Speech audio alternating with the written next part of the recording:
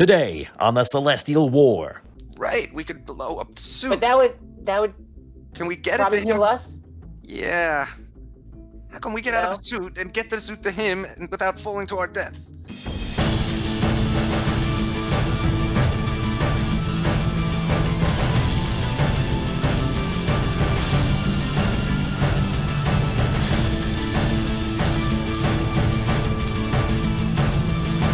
Will they survive? Audio Dungeon.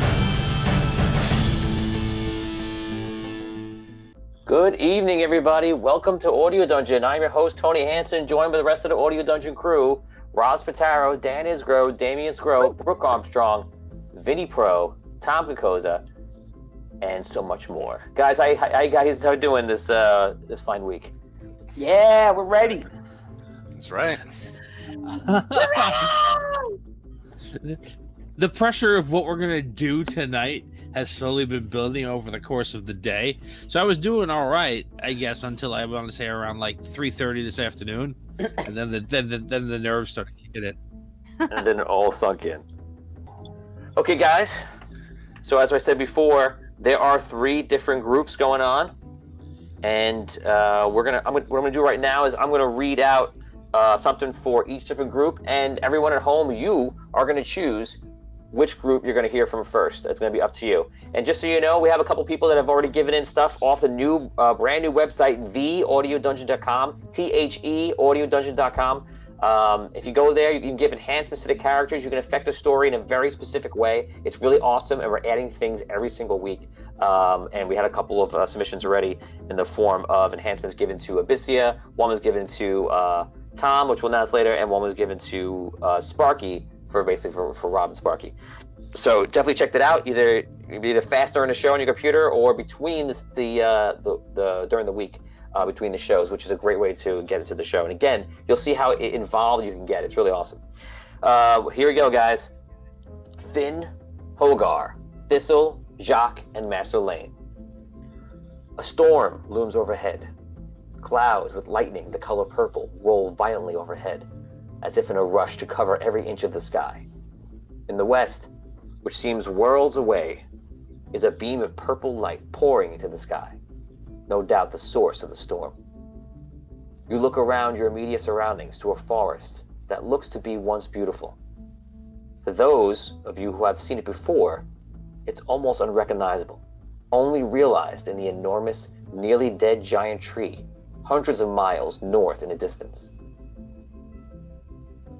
Now we're going to go to Botorius, Abyssia, and Lump. You look around the cell with disbelief.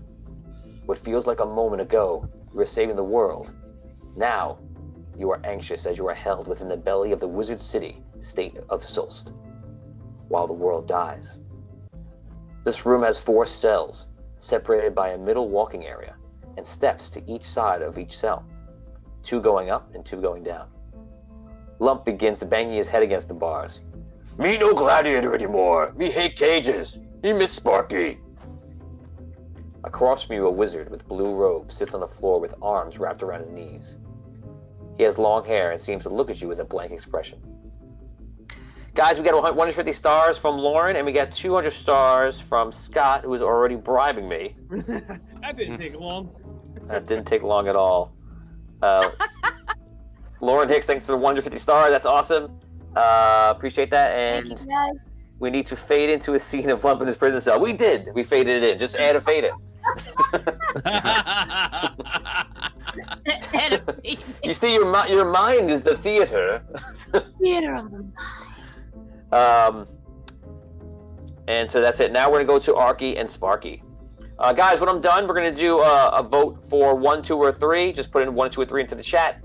And 1 is going to be Hogar and that group. The second group's going to be the group that's in jail, Abyssia, Botorius, and Lump. And the third group's going to be Arky and Sparky. Arky, you are running through a forest in a giant iron suit with a gnome riding on the back. It's a lot easier than running with regular gnome legs, you think. You don't get anywhere near as tired. The sky is purple, but not raining rocks, so that's a plus. Sparky estimates if you keep running the leg thrusters on the suit once for 10 minutes every hour, You can get to the Red City in a week instead of a month. What am I doing, you wonder? What can I do? What should I do? At least we escaped the city without garnering too much attention for a walking gnomish contraption. You believe the shower of stones helped a bit. Sparky has been at work riding on your back with his hands inside the suit tinkering. You know, I think if I cross the electro-stabilizer with the first auxiliary wire, it could give a boost to the electric grid without blowing the whole suit. Of course, that means I would have to run a secondary conduit to the thrusters down the legs to keep the boosters from overpowering. Okay, don't mind me. I'm gonna keep working.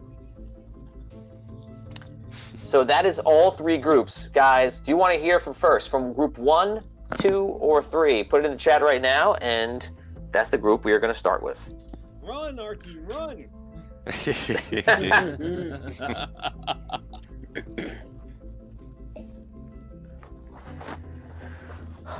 So we got 195 stars from Tim Shanks. Just saying hello. How's it going, man? Hi, Awesome. Tim. Guys, you'll see the options are up there. There's no 4th option. Don't choose that one. That means that 4th option is turn your phone off. 4th option is Brooke's mom shows up. Yeah, no, don't say that. Everyone will choose that. Everyone will choose that. It looks like 1 is the chosen one. We saw more 1s than anything else. So, guys, we are going into Holgar, Thistle, Finn, Jacques, and Master Lane. As I told you guys, Master Lane seems to be... You guys didn't really ever talk to him before in the quest. You keep hearing about him, and he was there when you guys were hurt.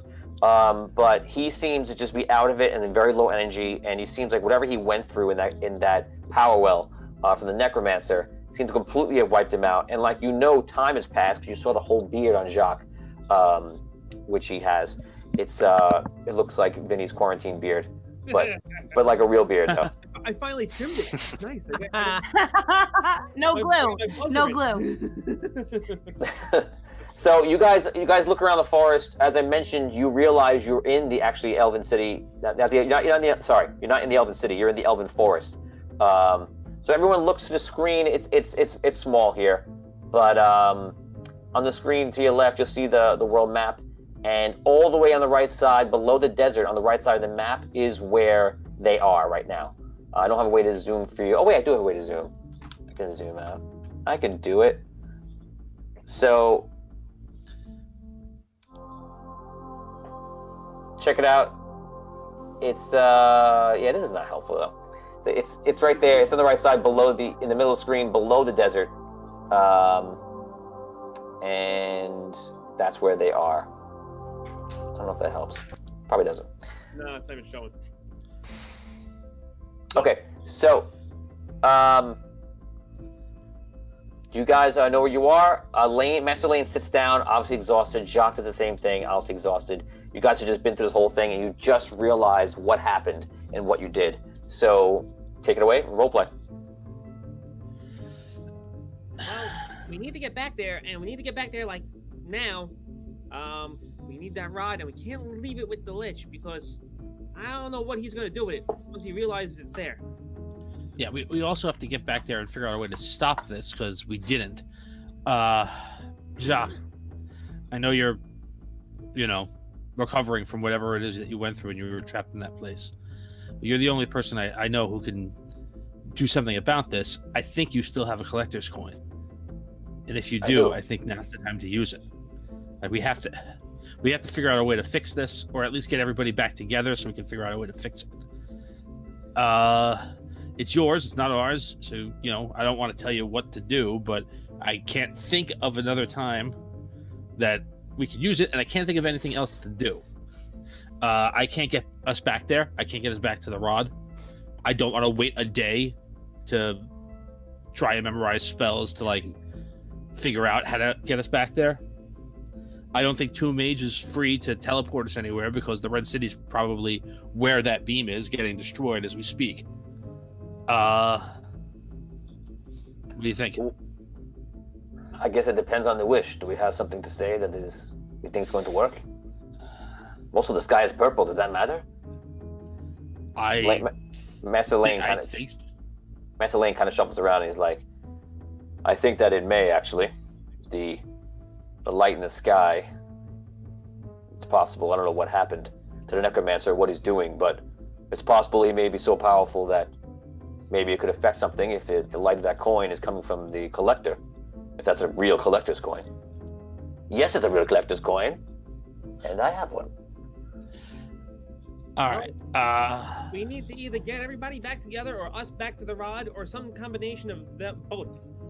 What I'm thinking is something to the effect of, I want everyone teleported safely to the platform near the portal that we just walked through, alive with all of their gear, and a clear path to the rod shown to us. Something like that. That's what I'm thinking. We know we can't move the rod. Yeah. Now, yes. Yeah, we know we can't move the rod. We don't know where everybody is. We don't know if they have their stuff. We hope that they're alive, but we don't know that. So that's what I'm thinking. That covers pretty much everything, gets us all back together, gets us where the rod is, and gets us another chance to shut this thing down. What do you guys think? Olgar, Dizzle? We have to get back together with everyone, and we have to figure out a way to stop this. We can't leave the rod with the necromancer. I think we have to go back. I definitely think we need to go back. I just don't know what to say. I don't want to screw this up, because if we botch this, then we're really up a creek without a paddle. I agree. No, I agree, but I have to tell you, I don't know. I'm trying to think. That to me, that what I'm saying kind of covers everything as best we can. We're not asking for too much, I don't think, in this way. We're not asking him to shut the portal down. We're not asking him, the collector, to, undo all of this, or just do everything for us. We're just asking for him to move us from wherever we are in the world and where all our gear is and put us all in the same place. I'm hoping that that's something that's not too powerful for the coin to perform. What if I will tell you what. Here. Take the coin. What? Oh, jeez. All right. I take it. What, Finn, what if All we simplify it a little bit and be like, maybe, Yeah. I don't know, I would like for everybody to be back together by the rod. I don't know. I honestly don't know. I just feel like it's very wordy what you were coming up with. I know. I'm trying to. Okay, so I'm going to give you guys a second. You can write down exactly what you want to say, and then I'll make you die anyway. But in the meantime, we're going to go to inside voice. We're going to head over to Brooke, Damien, and Lump. So Abyssia, Botorius, and Lump. You guys are in the cell. You've been in there for about an hour so far, and you can roleplay.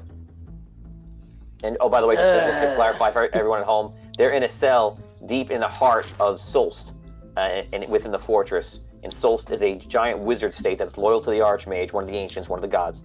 And the entire city is basically magic is like their religion and their power, their inherent power. So people on the norm, they have a a first level cantrips, first level spells, and the ones who train go higher than that. But magic is very common in society, and people outside of it fear it or embrace it, whatever.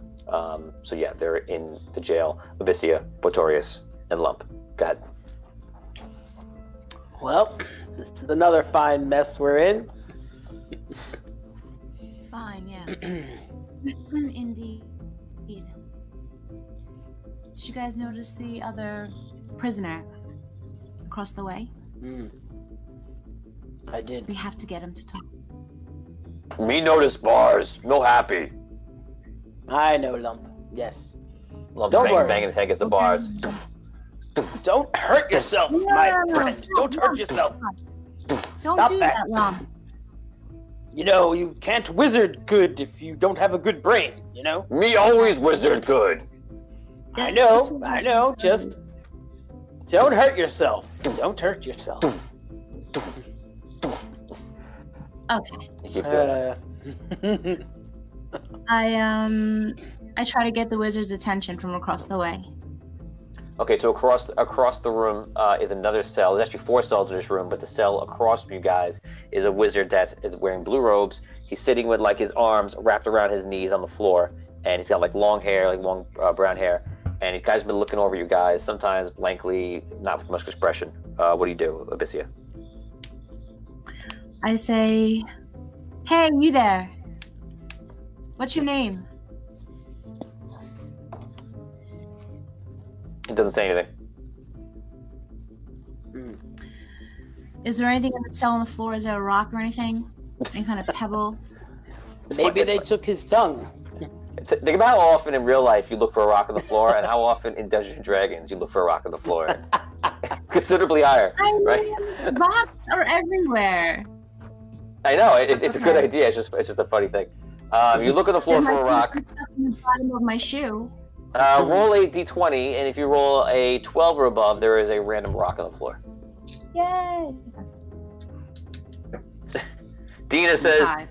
"Hey, remember that time Abyssia killed that guy in the jail cell? Let's hope no one else does that to them." Derek Luxton says, "Wait, if you put a pocket dimension in, throwing an open bag of holding into the portal to still wipe everything within a region out." There's a whole thing when. Yeah, there is a whole thing if you put it mix the pocket portal, the bag of holding and the portable hole. Marlon Johnson says lump as many lumps now. Derek Luxton says force open a portal to the astral plane inside the portal. I always look for rocks. I am a rock collector, says Marlon Johnson. Yes. Yes, Marlon. 200 stars from Scott Weber. Lump needs to start singing Nobody Knows. Yes, sir. Nobody knows the trouble I see. Nobody know but Keeper. Hey, I'm a bass.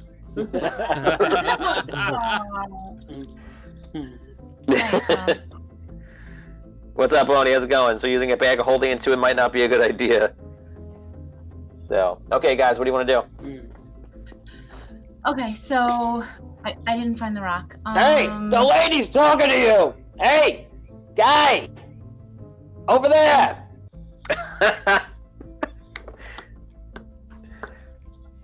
You do see that there's some life in him. Like he looks over to you, but he doesn't say anything. So he's moved from being almost catatonic to having some life, but it says nothing. Do you see anything when I look at him with my eyes? Does anything like jump out at me or nothing special? With your eyes? Her special eyes. My What eyes. do my special eyes see? Give me my special brand. My special eyes. You I have great eyes. You see an aura that immediately chimes to you as this person across from you has absorbed a massive amount of amber crystals. What? You guys, Voltorius. Yes. Whatever that gentleman in that cell has done, it involved a lot of crystal. It was amber. He is powerful, from what I can tell. Well, Out of that's game. His- Oh, actually, no, I can't say this. So wait a minute. I wonder if he's here to spy on us, or if he's here on his own accord. Scott Weber says Lump is a 20 strength. He could probably break down any door or bend bars. The question is, do you want him to break out? No, of course he wants to break out.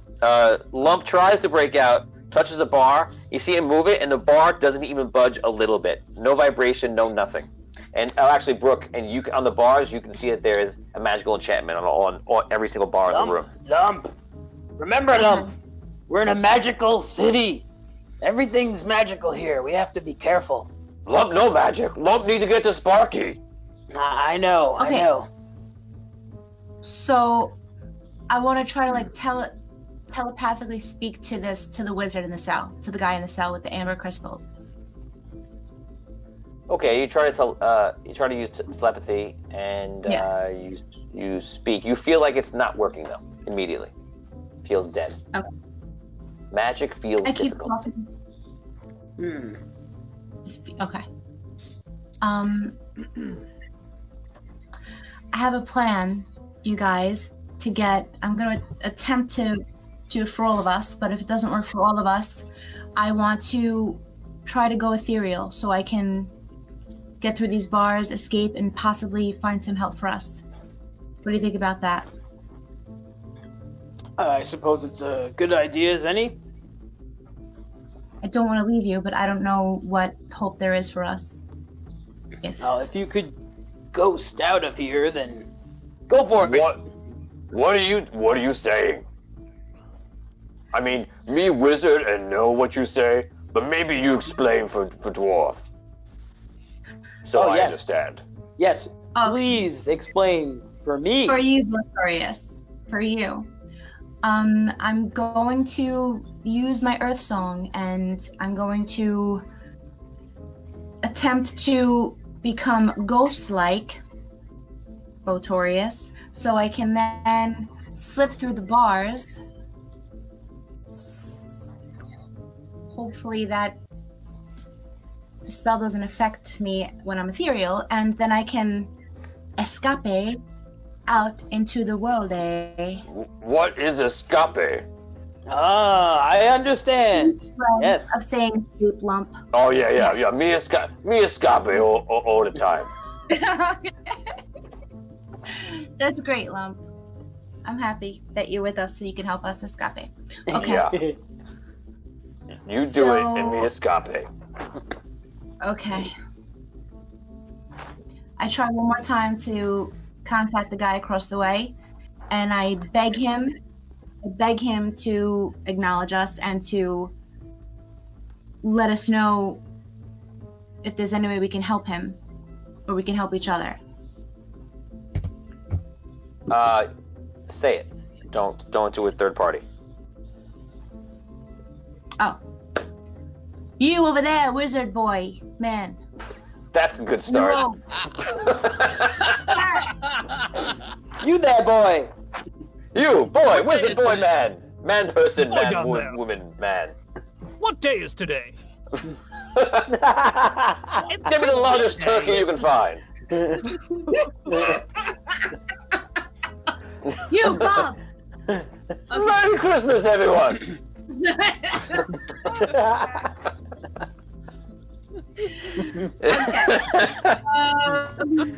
Excuse me, sir. I implore you to speak to us and let us know if there's any way that we can help you or we can help each other get out of this mess.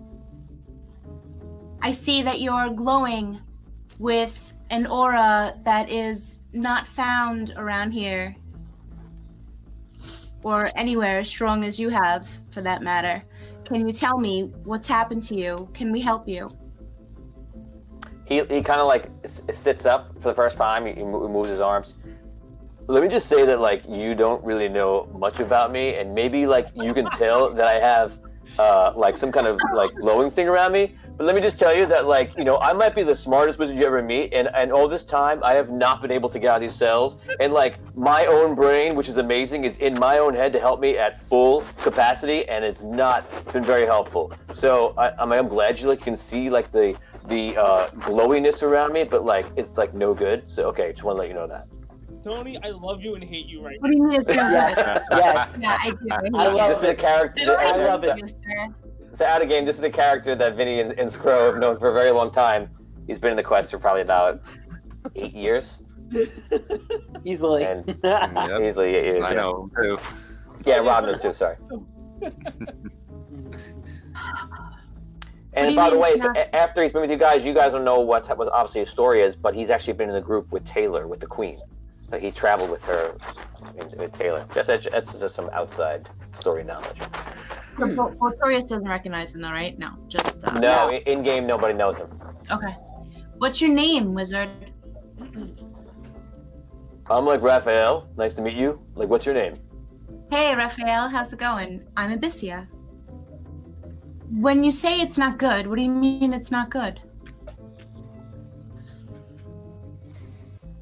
I was like I don't like know like what to say here because like they're like listening to everything that we are saying right now. It's like why they put us together. They have like I believe there are 37 levels of dungeons, and they put us both in the same level because they want us to talk. Because they know I used to work with Frigg in the Elven Kingdom, and I'm sure you guys are like I could tell like from the Red City.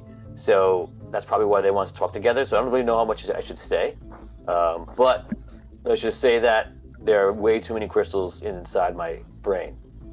And my brain was already at 100% intelligent genius status before, and now it's probably like 1,000 million times % genius status. So it's like really hard to deal with. I actually have to like calm myself down to have this conversation in one language. Wow, that's interesting. That is very interesting. I appreciate your strength in focusing for us right now. Oh, thank you. I appreciate my strength and focus as well. The focus is really important for a wizard to have. And let me tell you, as a very powerful wizard, I can tell you that focus is probably one of the most important things that you ever can do. And there's not a lot of wizards who know that, but like the ones that do know that are the ones who are focusing. You hear that, Lump? Yeah, Lump. You hear that? Focus.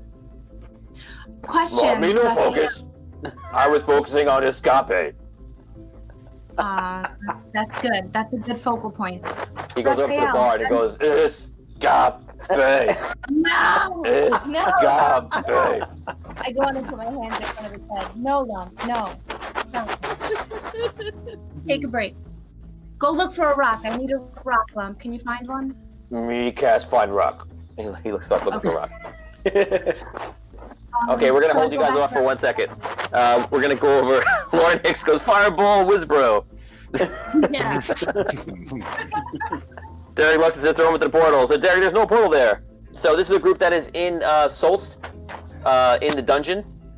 The weapons and armor and items and things like that have been taken away from them. Tom, Dan, and Vin, the 2 NPCs are out in the woods near the Elven realm, and now we're gonna go to Arky and Sparky. That are literally, if I had some run music, they would be like running, through the forest. But they have no horse. Yeah. But they're going really fast through the forest. Arky's on your back, just like with his hands inside the suit, just trying to fix things. And he says that whole thing to you that I said before. So he goes, so what's the plan? As you guys are running. Well, my plan right now is that we run all the way to the Red City, and so far, good plan. Well, and then when we get there, we'll figure things out. I think. Okay, so if I'm thinking, I have this cool soup up thing that I can do. It's called the Evan Monaz technique, and I believe I can put my hands inside of the suit and. What I can do is I can soup up the suit for a while, but we'll have to take a very long rest if we get to the Red City. But about 10 minutes, and every hour we'll be able to fly. It should speed us up. Fly? You did it? Is it ready to go? I'll be getting shocked periodically, but it doesn't bother me too much. All right, how do I start it? I gotta start it. All right. If you feel my hand somewhere, just ignore it. Hold on. Okay. All of a sudden, you see this suit go, just powering it up, and Sparky's like, yeah! And you see the suit just getting like all like jolted and an electrical field starts going around the suit. He goes, go ahead, Dad! All right. I activate my spark jump ability. Okay, you go to jump, and all of a sudden it goes into fly mode completely. And you shoot off like a rocket. Whoa, Sparky, this is amazing.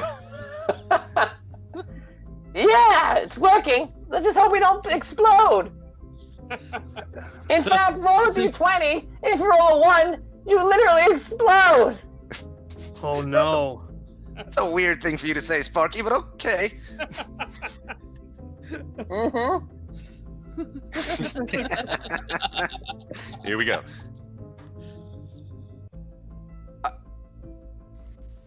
No, you didn't. No. Shut up. No. No. I mean, of course not. I'm joking. I'm totally, You really rolled a one? totally. Yes, I rolled a 1. Wow. Okay.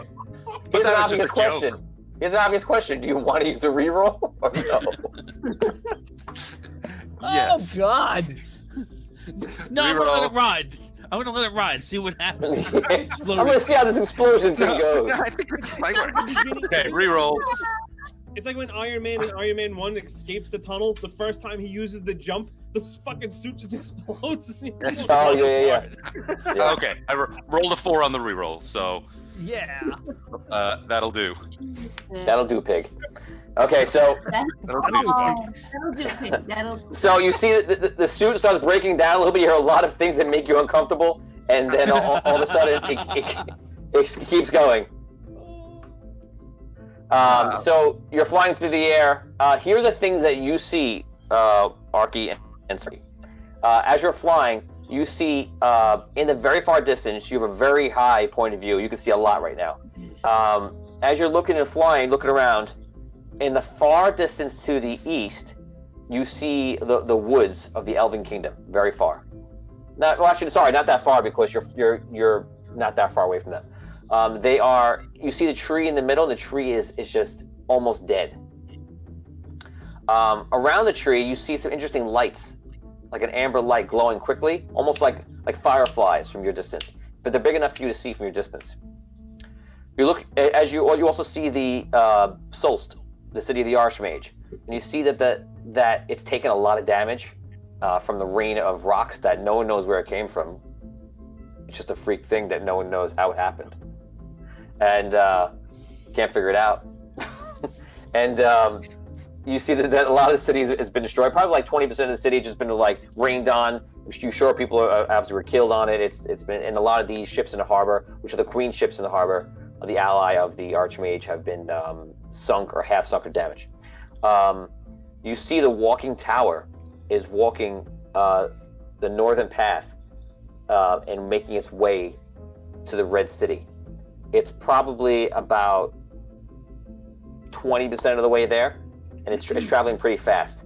And then finally, the Red City, you see, is engulfed at the heart of all this light. Don't forget, everywhere you look is purple light. The clouds are like this rolling, thunderous storm of like lightning, like that's purple and blue and such.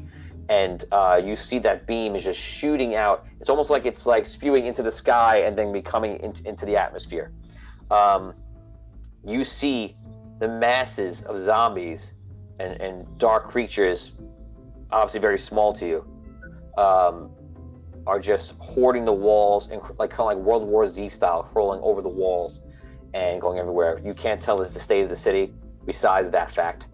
But if you want to ask me one question, I'll give you one freebie answer on something. Go for it.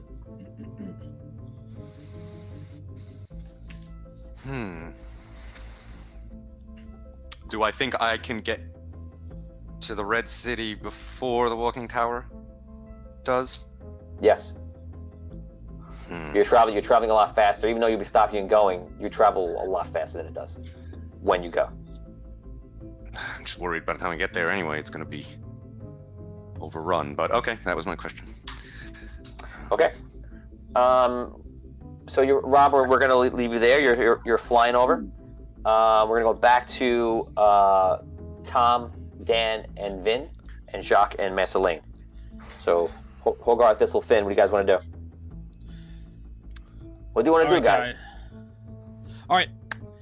We talked about it. I'm not going to overthink it. We've already overthought it too much.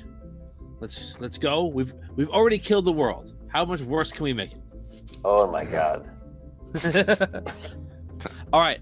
I flip the coin and I say, I want all the Blackwater bandits, including Lump, Sparky, and Master Lane, teleported right now back to where the rod is, safely and with all of their gear. Okay, and what do you do with the coin? I flip it. Flip the coin in the air? For real. Yep. I'll flip it. Flip the coin. Ching. Goes into the air. You see it all about to light up. and then you see it squashed by a purple light, and it just falls on the floor and sits there. Jacques looks up. Oh no. Yeah, we are not doing well, boyos. Oh dear. All right. Maybe Jacques has to use it because Jacques acquired it. I don't know. I'm just thinking. I don't know. Yeah, It's worth a shot.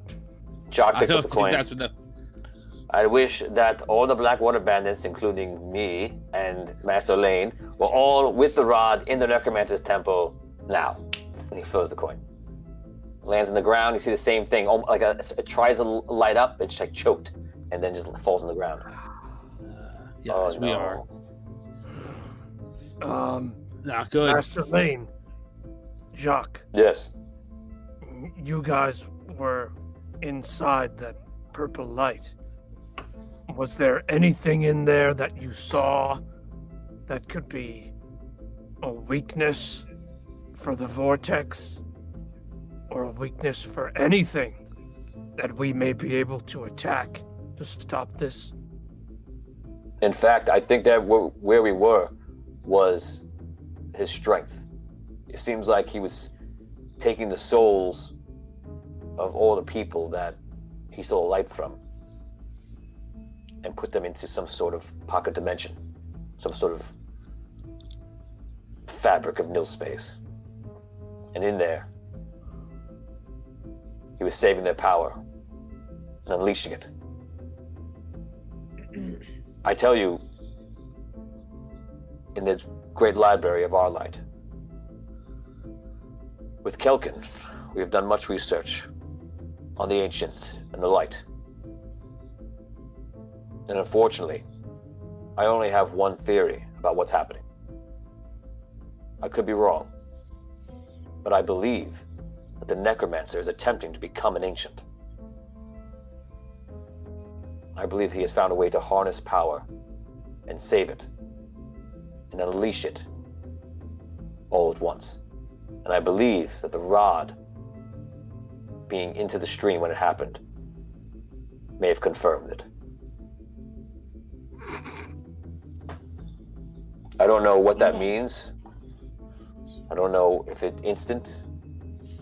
I don't know what's happening at the Red City. We destroyed a lot of the vessels of the Necromancer, but this is a creature that's been alive for over 1,000 years.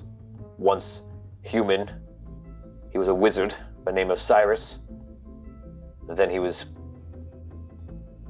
drawn to necromancy, began to follow Dragano, believes that he is a Lightborn or a Darkborn of Dragano. Whether that's true or not is unknown. But some way he gained favor with the immortal. And it seems, from what we experienced there, that he saved much, much power for such a great amount of time. I believe that he's already achieved or attempting to become an ancient. Tony, when we were in the lair, right? The portals kept shifting, correct? Yes. All right. So we're still standing in the same place we came out, right? Yes. And I'm going to show you on screen, which for you guys you'll see in 15 seconds. Everybody at home will see it pretty much. This is basically what it looks like. You should see the change on the screen in a couple seconds. So it just looks like this, like there's some life and vegetation to the area, but it's just very, very much dead trees and dead life. To the north, very, very far into the north, you see many miles away, you see the giant tree, and it's gigantic. It's nowhere near as big as the part of the tree that it's in the dark. It's almost like if you're just seeing the very, very tip part of the tree that has grown out from the core of Andaria all the way up to the surface, just comes out, and it looks to be like, you know, like a very large, say like 100 and something foot tree, but also you've seen it below, you know how big it really is, and they travel from there all the way up to here. The tree looks to be, from what you can see, to be mostly dead.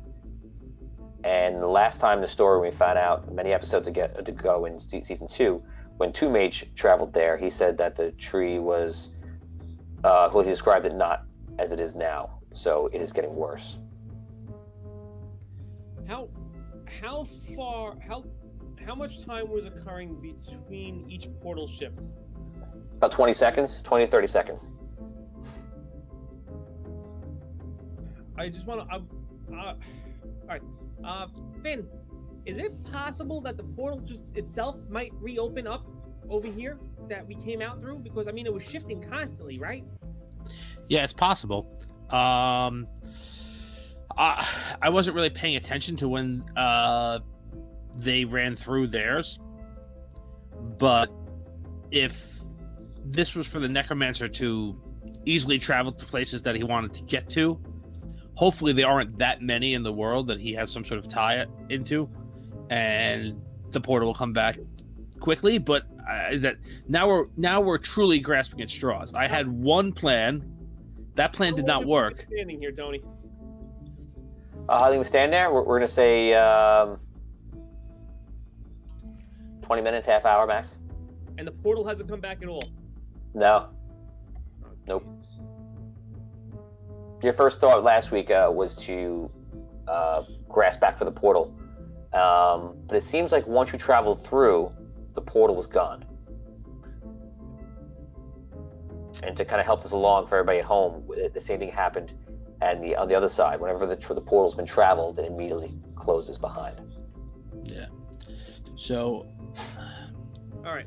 Well, Yeah. I mean, John- okay. So if it's been that long, I'm not gonna. I don't think. I think it was a one-way ticket then. Is there Yeah. any way anyone can get in touch with Two Mage?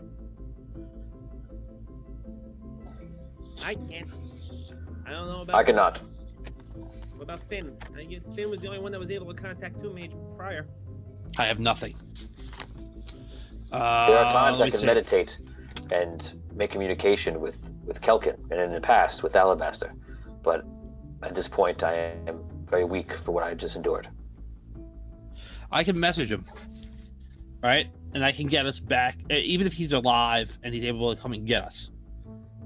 All right? Where is he going to bring us to? He can't bring us to where we were. And if he brings us back to the temple, He can bring us back to. He can bring us back to. Why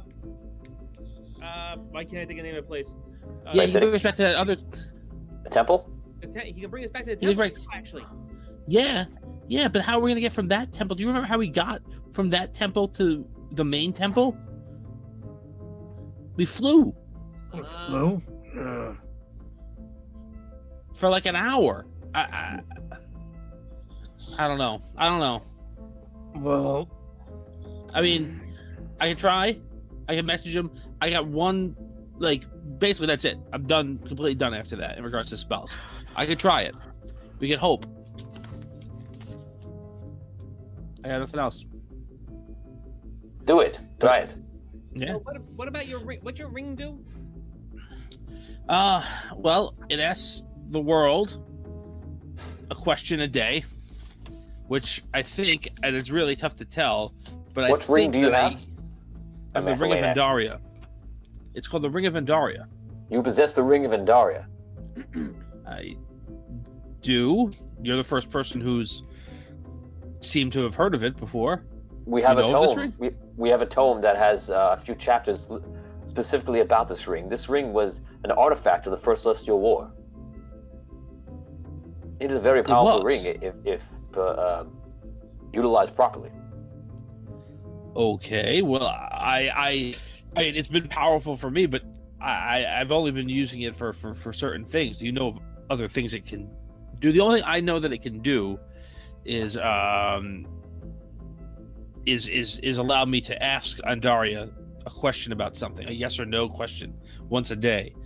No, it does more than that, much more. It is a power of the planet itself. Andaria is an immortal, like Drogano and like Andar. The ring is connected. Some say it was forged by a druid a long time ago that was an avatar of Andaria, the planet. We are in the Elven Forest, I believe, and there is a tree. Perhaps if there is some light still in the tree, and you were to use the ring, I imagine you could unlock some of its powers. Okay. All right, this is my homeland, right? You know, it's Do you possible. know the woods well?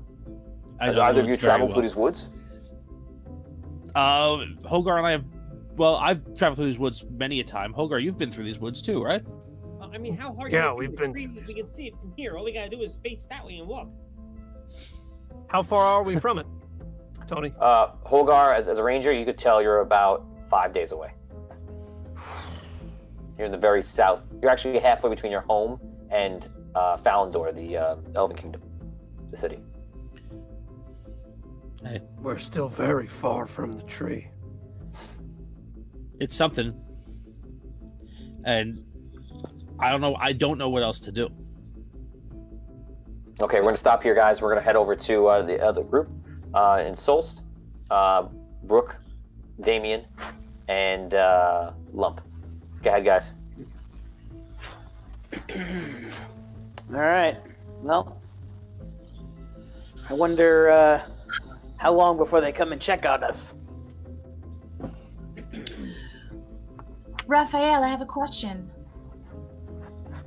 That Looks brain of yours, I know it works really well while it's in your skull, but would it still work if it was like out of the skull? It sounds like you're like threatening right now, and it doesn't take a genius to say that. But yeah, only I can use my brain, not you. Okay. Thanks. Gotcha. Thanks for asking, though. Appreciate that. You know. Well, I'm just thinking if you absorb them, then it's probably really in there and part of your brain. And if we took the brain out, I don't know. Just I was curious. That's all, really. Yeah, I'm gonna have to say no on that one. Yeah, but like appreciate your optimism. Okay. Cool. You said there are 37 levels to this dungeon, Yeah. and we're on the 37th. No, we're on level 14. Oh, okay. Good to know. Hmm. And how often do the guards come down here? Do you know? Every 4 hours they come down and change shifts. Hmm. How many of them are there usually? There's like 2 wizards every single time that like come down. But the magic on like, all the bars is like so strong that like it's an anti-magic container. It's more powerful than like a Wall of Force spell actually, so there's nothing I can do. The only thing I could do is I could try to like short the magic out, which I thought about many times. Because I'm by myself, I would pretty much pass out, and that wouldn't do me any good. But Well, it's what kind about of like scary because teleporting? no, you can't teleport through it because it blocks. I mean, if you know anything about magic, then you really know that like that's impossible. Well, I wasn't necessarily maybe saying teleporting through the bars, maybe like to another level, or through one of the walls or the floor, which Right, I don't. right. It's like the same magic thing. on So you see when you're really smart like me, like you would like the people who made this, like they know that like they made it like a cube so that it's around you and not just like the bars, but like the walls and the floor and the ceilings. So like you can't even get out no matter what you could think of wrap around. So if you figure your intelligence, what I would peg your intelligence maybe like a 4 or 5 out of 10. It's probably like you can only figure out you think like, oh, I'll go through the wall, but like if you think like I would think, like they're like 10 out of 10 intelligence, I'm like a 30 probably, but like the way they're thinking is like, no, it doesn't matter which way you go, there's like no way to get out. Notorious. Wow, that is quite interesting, Mr. Raphael. So, if you're so smart, but you couldn't get out of here on your own, now that we're here, you got any ideas? Because, maybe we could help you. Like, how do I know I can trust you? Well, you seem to know a lot about us just by looking at us. Do we look trustworthy? Pistols in you. I'm sure you could detect. I mean, you're so smart. I'm sure you could tell or judge our character just by a glance. I think it's more than like, do I trust you? Like, do I think you're a good person? It's more like, do I think you're capable of pulling off something that requires a very smart mind? So I don't really know. I mean, like, I think the smartest one of you may be the green wizard who's with you. So maybe if he's leading the group. Raphael, how long have you been in this cell? I've been in the cell for exactly 623 days. Wow. And you haven't done anything to attempt to get out? I can't because it's like strong magic. I mean, it's like a dungeon. I know, but you have like so many crystals and you're like so super smart, so how could you like possibly not think of a way out of here? You don't sound like that smart of a wizard to me, honestly. I'm actually a really smart wizard. It's just that they've done something that is more powerful than my magic, and I'm smart enough to know that I can't do it by myself. Oh, so if you can't do it by yourself, then we can help you. Well, I'm waiting for like a really smart person to come along, and when I find one, I'm definitely gonna get out of here. Oh, all right then. I love Raphael. I really You see it, Monsieur? He just needs somebody really smart to help him. Not like us, you know. Hey, Lump, I Yeah. have something to do. Stop it. What? That What? gentleman over there would No, like to fine. talk to you. You know, Lump told me looking for rocks. I didn't forget. no, Hold on. Yeah, this is something Rocks new, though, again. Lump. Lump, What? that wizard over there needs to speak to you, and he knows that you're a very smart wizard. He sees how smart you are. Why he's yeah. I mean, know every spell there is. You do, that's right. Can you please speak to him, maybe even... Name spell. Go ahead. Name spell. I know. Well, he needs to Test speak to Lump. Name spell. Go ahead. I see what you're trying to do here, Brooke. I like it. I like it. I like it. Lump. Classic.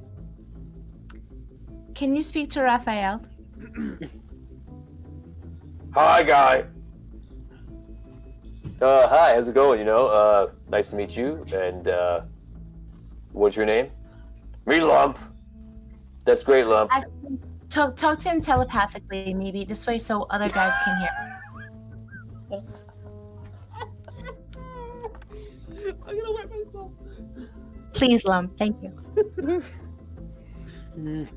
It's actually safer that way. Think about it. No. So you want me to have a conversation with myself in two different voices, what you're trying to make happen right now? This is what happens when you mess with the woman of the group. Yeah. Lauren Hicks gives 45 stars. Or Yay, exclamation thank point, you. 45 stars. That's interesting. Thank you. Right. Thank you so much. Thank you, Lauren. My Patrick Stewart is so bad beyond the words of the line drawn here. Even that's like 40%. It's good. You can do Me- it. You can do it. We've been dying Okay, to me hear try it. cast spell. Me try Okay, cast Mom. spell. We have You see, he looks at him. Okay, there's literally a 10-second gap where Lump is staring at Raphael, and Raphael is staring back at him and looking at each other. And like you're looking at it, and you're wondering what the conversation is. And then Raphael breaks the silence first, and he goes, "You know that there's magic on the bars and everything, so the magic won't work." Me no. Me inside your brain now, with words. Right. Okay. I'm just gonna sit down. He's definitely the leader, guys. Just so you know, just want to tell you that he's definitely the smartest one of your group. Okay. Wow. Okay, we're gonna head over to Arky. Arky, you are flying through the sky and you're having a conversation with Sparky. You see the wizard tower is moving fast. You are moving faster than a tower, you believe. But yeah, it's gonna take you almost a week to get there. What do you want to do? 200 stars from Scott Weber. Lump still has his magic wizard's hat. Send Patrick Stewart a message. He does, but he can't do it through the bars. If Brooke wants to make me talk to her as Patrick Stewart, she can make that happen. That's her prerogative. Arky, what do you want to do, if anything? Yeah. And how far away do I estimate the Elven Forest to be? Travel. It's about the same distance. It's about the same distance. And I can see the Red City, though, you had said. I can see the zombies attacking, despite my distance. You can see, because it's just like a mass of dark, black, shadowy creatures that are all around the Red City. Sparky, I don't know. Red City looks like it's in bad shape. I don't know if we should go there, but I don't know where else to go. I did see the Elven Forest. I don't know. I saw some amber lights there. Kind of reminded me of the lights from the Rod. I wonder if Thistle and them went there. What do you think? That's a real big metagame stretch. Is it? I mean, yeah, because you left way before them. To you, they're in the temple. It's not like it's impossible you think that, but it's a little bit of a stretch. Right, and my plan was always to go to the Red City. It's like that's what I want to do. It's just like now suddenly I'm having second thoughts about that, and I'm literally grasping at straws to kind of think of something. Not saying that's necessarily. To stop a metagame, you'd have to rationalize out a reason better than going to the Red City to group up. Yeah. But all right. For Brooke, don't let that guy mansplain magic to you. 620 stars from Dina. Is Brooke still there right now? Brooke stepped away. I'll tell her again. But all right. So, but I guess we better at least see it. Maybe we can get into the Red City and contact the Queen or Two Maids. They may have some info. So, I guess we better keep going for now. Okay, we're gonna jump right over back to the other group. This is Tom, Vin, and Dan. Guys, what are we gonna do? I mean, are we gonna make this? Will we make the walk to the tree and see what happens? Well, we can definitely reach out for Two Mage. Let's do that at bare minimal. Oh yes. Okay. All right. So I try and send a message to Two Mage using my magic sending spells. There, Two Mage, if you're alive, we need help. Everything is very bad right now.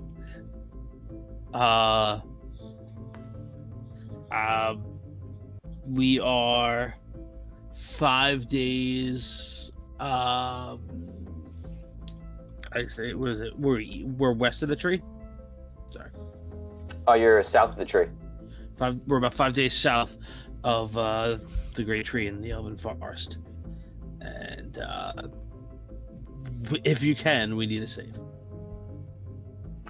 You can tell as you're casting the spell that the spell is being choked out every single time. It's like the purple air and like the smoke and like the static of all that. It's just literally crushing any kind of magic or a bit of light that you try to do. All right. Yeah, guys, magic's not working. Oh no. Look. Did Jock pick up his coin? Yes. Okay, before we leave that on the floor. Right. Well, I get. Actually, you know what, Tony? Maybe you remember. I know we don't. What other powers did Tom's ring have initially? That's it. A ring of Andara? Yeah, but they didn't have like. I remember when you gave it out like to everybody, it had like a list of stuff. I thought like it was able to speak to the planet, and then it had like some other like minor druidic powers. I think that was basically it. I mean, anything that gave Tom, he wrote down. I think it was just the questions. The question you can ask with yes or no. And maybe you can confuse because Tom. We can always look back at the episode. Maybe something I'm missing, but maybe you're thinking of the fact that Tom had a host of options to choose from. I don't remember. I don't remember either. I mean, it's possible to be an oversight, but I don't believe so. Okay. Well, I don't know what other choice we have other than to walk at this point. Yeah. I have no idea. Let's hoof it. Master Lane gets up and says, I agree. Especially that you have the Ring of Andaria. All right. Okay.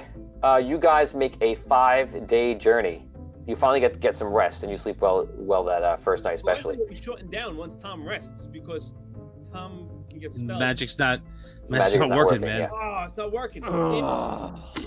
That's 5 days. I was- Oh my god. I was thinking the same thing. It's like it's one day, and then we could teleport. Oh my No. god. No. So you guys, Uh, we're now going to advance the story 5 days forward for every single group. Can we do one thing? I'm sorry. What? Tom, can you use the ring each day and ask the planet where if the rod is safe? If the rod is still where it was left. Now you also have, we had an enhancement given in by one of our fans, by Evan, and he gave you a whole bunch of abilities, and we're going to activate most of those abilities in game through the story. But if you want to, you do feel that the rod, unlike your magic, Tom, is more empowered. The ring, you mean? Sorry, the ring. Sorry, not the rod, the ring. The ring is more empowered. The only thing you could think of is the obvious, is that maybe because you're near the tree. All right. So, okay, on day one, I will ask the ring, is the rod safe? Is it still where we left it? Yes! All right, good. I'll try and ask a second question, see if that works. And I'll ask. Well, if you want, you can ask the there second day. You can ask 5 questions or 4 questions. Yeah. Is there anyone still alive in the Red City? Yes. All right.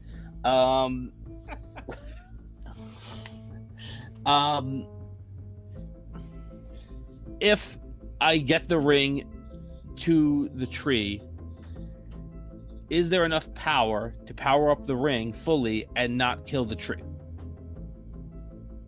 Yes. Okay. Day 4, I ask about the rod again. Is it still where we left it? Is it still safe? Ring of Andaria, if I look down and I see a bump near my... Oh, forget it. Ask a better question. What? You can ask to bring anything. Yeah, I know. It's not like you can ask a personal question, the last one. What's the question? No, on the 4th day, just because I haven't asked in 3 days, I ask about the rod again, making sure, is it still where we left it? Is it still safe? Oh, yes, same question. Yeah. It's been 2 days since I last asked it, so things could change. Yes. Okay. All right. So, does anybody have a 5th question they want me to ask? Steve Krause is watching right now. Everyone, Steve Krause, our guest from the last 3 weeks in a row. Right. A fantastic Paladin Reed. How's it going, Steve? Welcome to the chat. Dina wants to know, why doesn't Daria sound like Pinocchio from Shrek? Oh, I don't want to go there. It's a youngish planet. I don't know. Yeah, maybe that's something that's going to be spoiled. I can't tell you that because I'll be ruining the very end of the quest. What if we ask the planet if the ring can get us back to the rod after it's powered by the tree? Yeah. Okay. Good question. Good question. But you've asked 4 questions already, right? So this is day 5. This is So the day morning 5 of the day we reach the tree. Right, correct. So you wake up Yeah. in the morning of the day you reach the tree, and you have your 5th see. question you want to ask. Yes, I say. Ring of Andaria. When you are fully empowered, will you have the ability to get myself and my comrades back to the rod where we left it? You hear no answer. Will... What? I don't know. You believe that you can still ask another question. Yeah, I think it's like an invalid question. Like it's not something that it's not something that they can answer. Well, Valid, oh my god. I feel like that's like a question It doesn't like, know. Basically, it doesn't know, so it doesn't answer. or like it doesn't like it can say yes, but like if I don't know how to use those powers, then I'm not gonna be able to do it. So like, it's like a silly kind of a thing, right? So, all right. Save it. Yeah, I'll save it. Yeah, Let's go to the tree and see. You know, I guess I'll just touch the tree with the ring hand, see what happens. Caress the bark. Great. Okay, you guys arrive at the tree on the 5th day. The tree is gigantic. Tom, you've seen the tree before, never up this close. This is always considered to be a very holy and sacred area by the elves. The speaker of the elves would visit here a lot with other clergy that are paying their respects or any kind of rituals or ceremonies on their way from Falindor, the city in the Elven Forest, going out to the middle of the forest to the tree back and forth. I don't think it's something your character was a part of too much, but you have seen the tree every once in a while traveling around from a distance.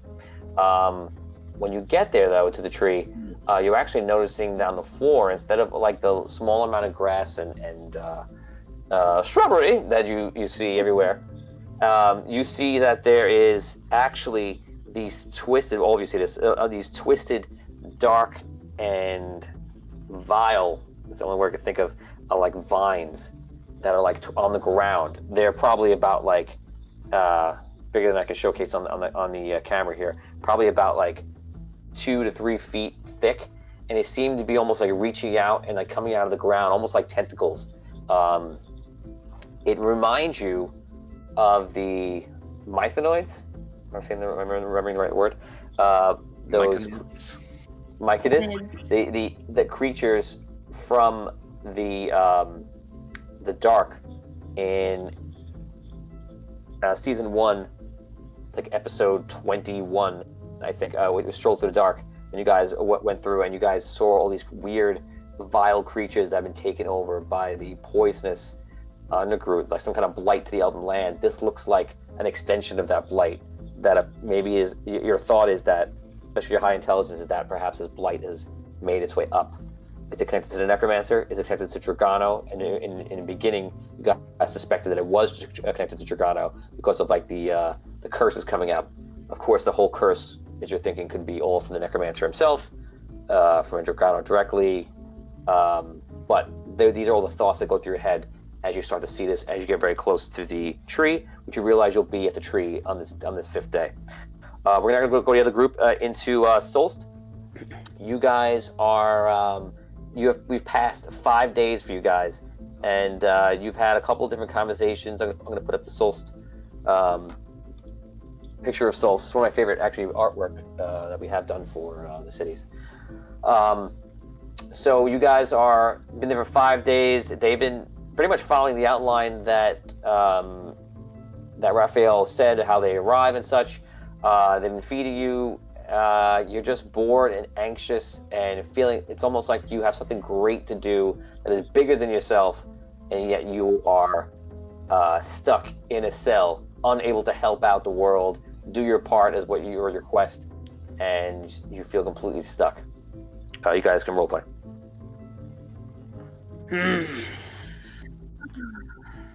We gotta get out of here. We do. I can't. I think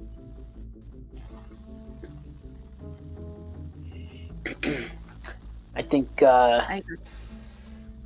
we can't just wait around for them to come find us. We're gonna have to. I'm gonna attempt to material. We'll see if it works. If the magic is too strong, it's too strong. There's really nothing else for us to do at this point that I can see right now.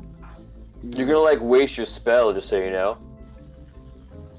Oh, by the way, when you left before, Brooke, Dina says Dina gave us 620 stars. Thanks again, Dina. And she said that don't let that wizard magic mansplain anything to you. Yeah, thanks, Dina. So. He's not a man, he's a boy wizard. Wow, so your first hello was correct. Wizard boy, man! Wizard boy, what day is it? Exactly. You there, wizard boy!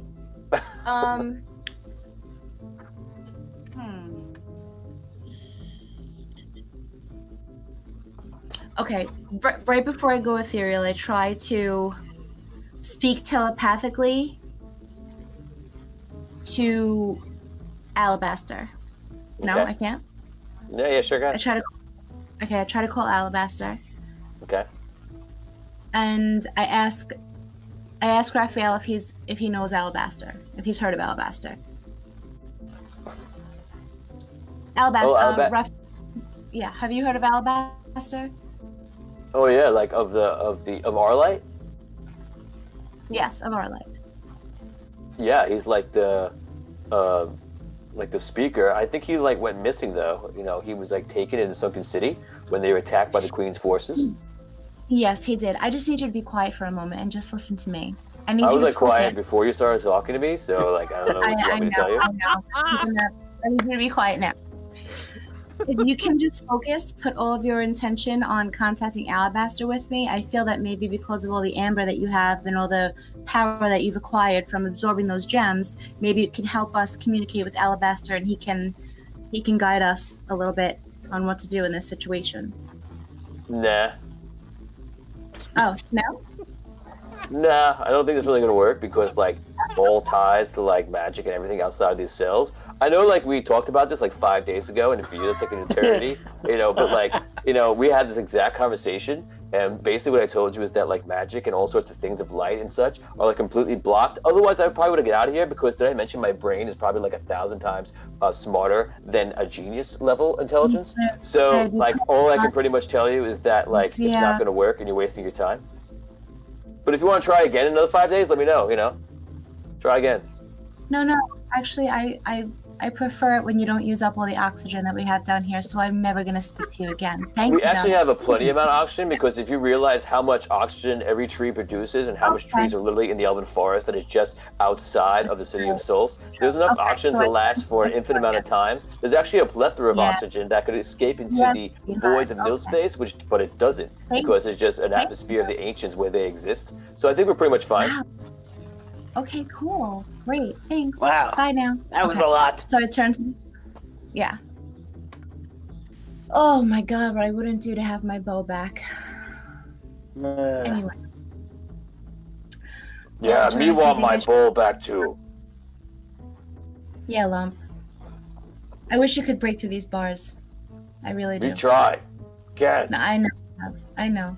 Me cast brand bar. No work. I know, man. Strong magic, Lump. Strong magic they have here. You're very strong, but this is a little stronger. Okay, so I'm just gonna go for it, Botorius. All right. Give it a shot. Get out of here if you can. Okay, so here's the plan. I'm gonna get out of here. I'm gonna go and find Finn and Hogar and do my best to find the group, and then come back and get you guys. All right. Oni says we need to kill this guy and let Brooke absorb the crystals in him. Yeah, we do. Oh, man. Brain. I know. Arjuna says even if we could stop the planet from producing oxygen, we have oxygen for about 5,000 years.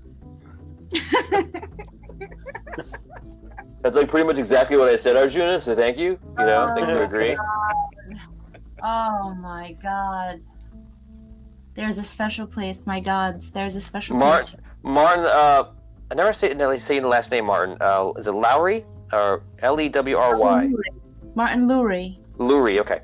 Oh, it says also don't waste today's song. You tried it on day 4.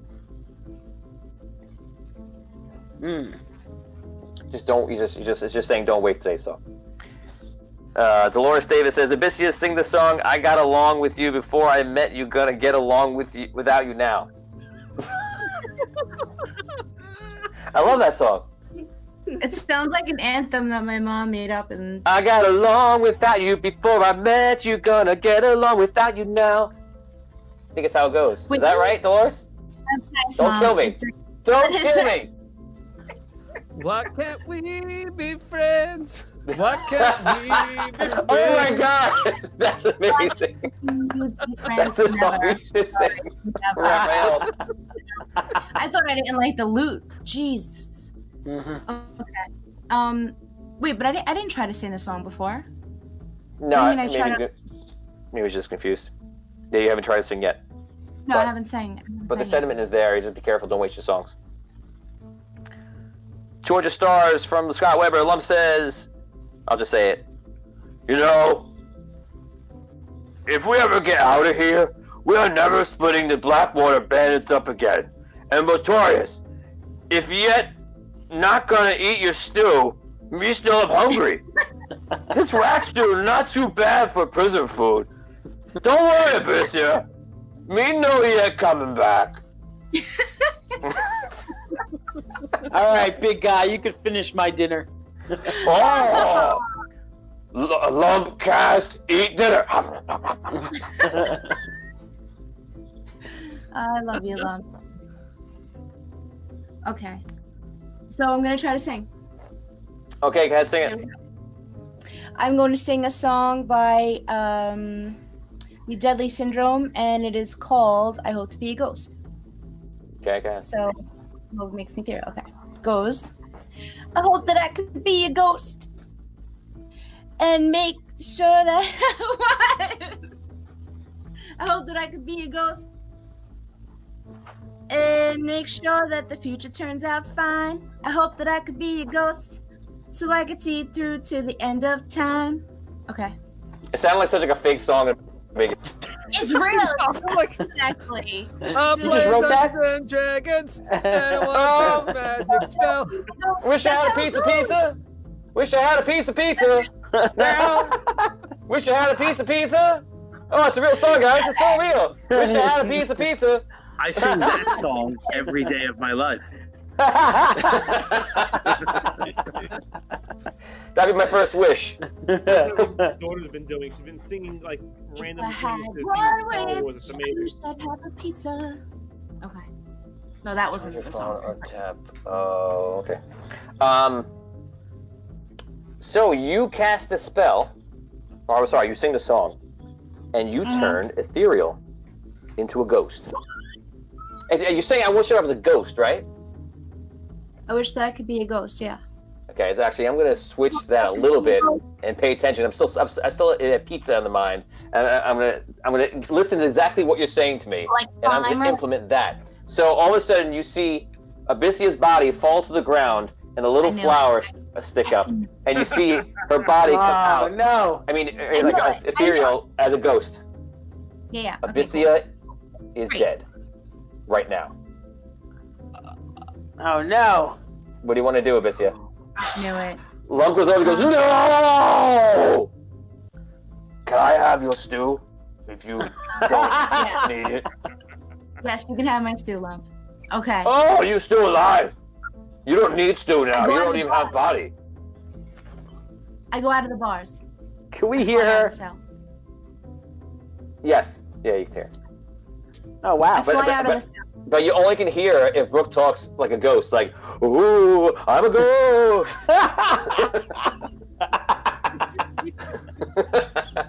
Exactly like that. Abyssia, are you okay? Are you there, Abyssia?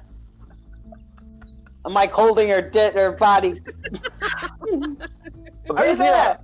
Yes, Notorious. Keep my body fresh. Me no like this. Oh man, she's here. She's a ghost. Abyssia, you try to go outside the bars, and you are actually able to go outside the bars. You go. Wow.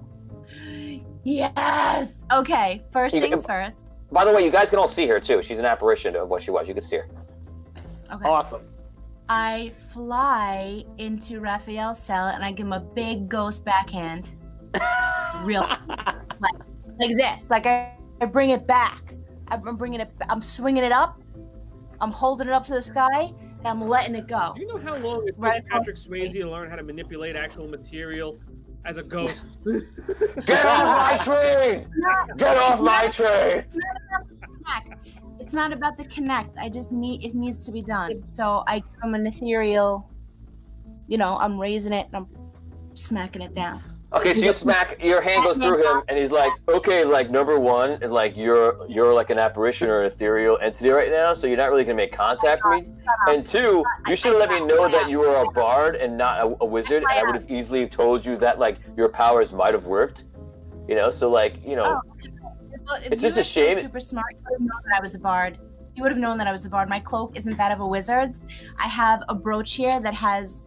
Never mind. I'm not wasting my time. You're taking up all my oxygen. Oh, actually, I'm sorry. I can't. None of that happens because you didn't say any of it like a ghost. Ah. So if you want to rant to him like a ghost, you can say that. I smacked him. Right? You smacked him, going through him. Didn't hit him. Okay. So, shut up, Raphael. I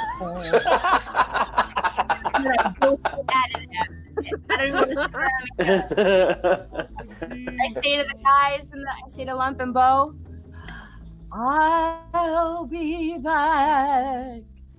Like, what does she hope to accomplish? She's just gonna, like, go around without her body? Like, she kind of needs that? She can't grab anything? Like, hopefully, you know, she meets somebody who's much smarter than she is to help her out, you know? Listen, she'll figure it out. Give her a chance. She's done more than you since you've been here. That's very true. You know, I've nothing to do here, you know? Kind of getting bored. But okay, you know, let's see.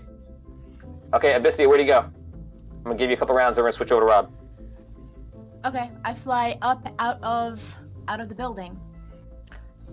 Oh, okay. Saisama gives 2,000 stars. Thank you, Sai. 2 rerolls for Brooke.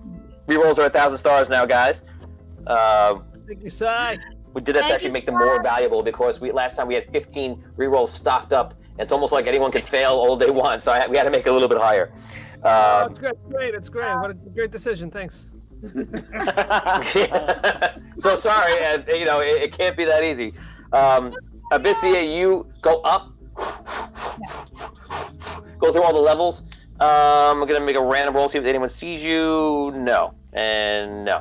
You go through, you actually pass some people different levels, but they happen to be not looking at you. You pass up, you go into the sky, and you can see the purple sky. You're outside. In a way, you're free.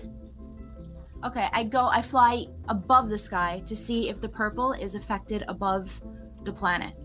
Ooh. Wow. You go flying up really high. You go up there, and you get to the point where you're going through the storm. Do you travel through the storm? Which you would have to, because there's no way around it. Just wanted you to clarify this. Do you travel through the storm where the lightning and such is?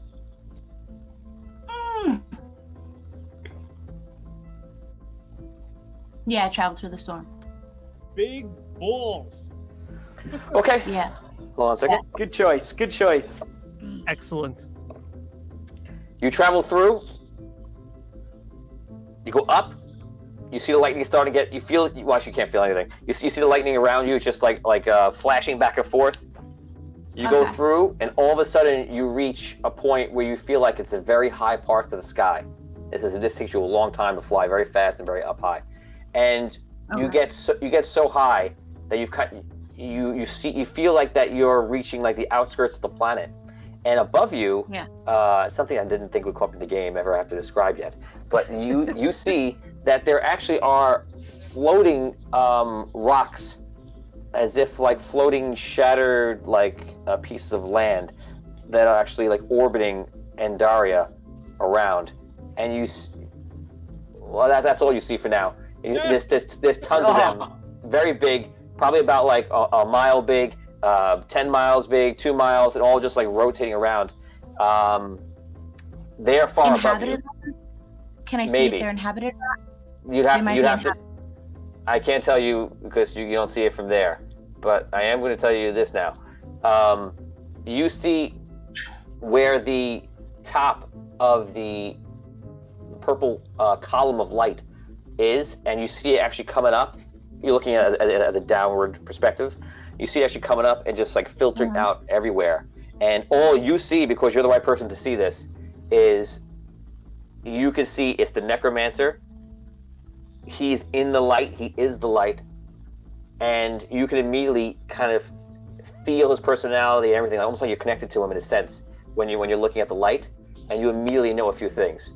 you know that he only has one physical form left, one vessel, and the vessel is outside the Red City and is leading the assault. You know that 2, he's put a lot of power into the vessel. You know 3, that he's filled with jubilation, and because he is empowered right now by the fact that he's already achieved the status of becoming an ancient.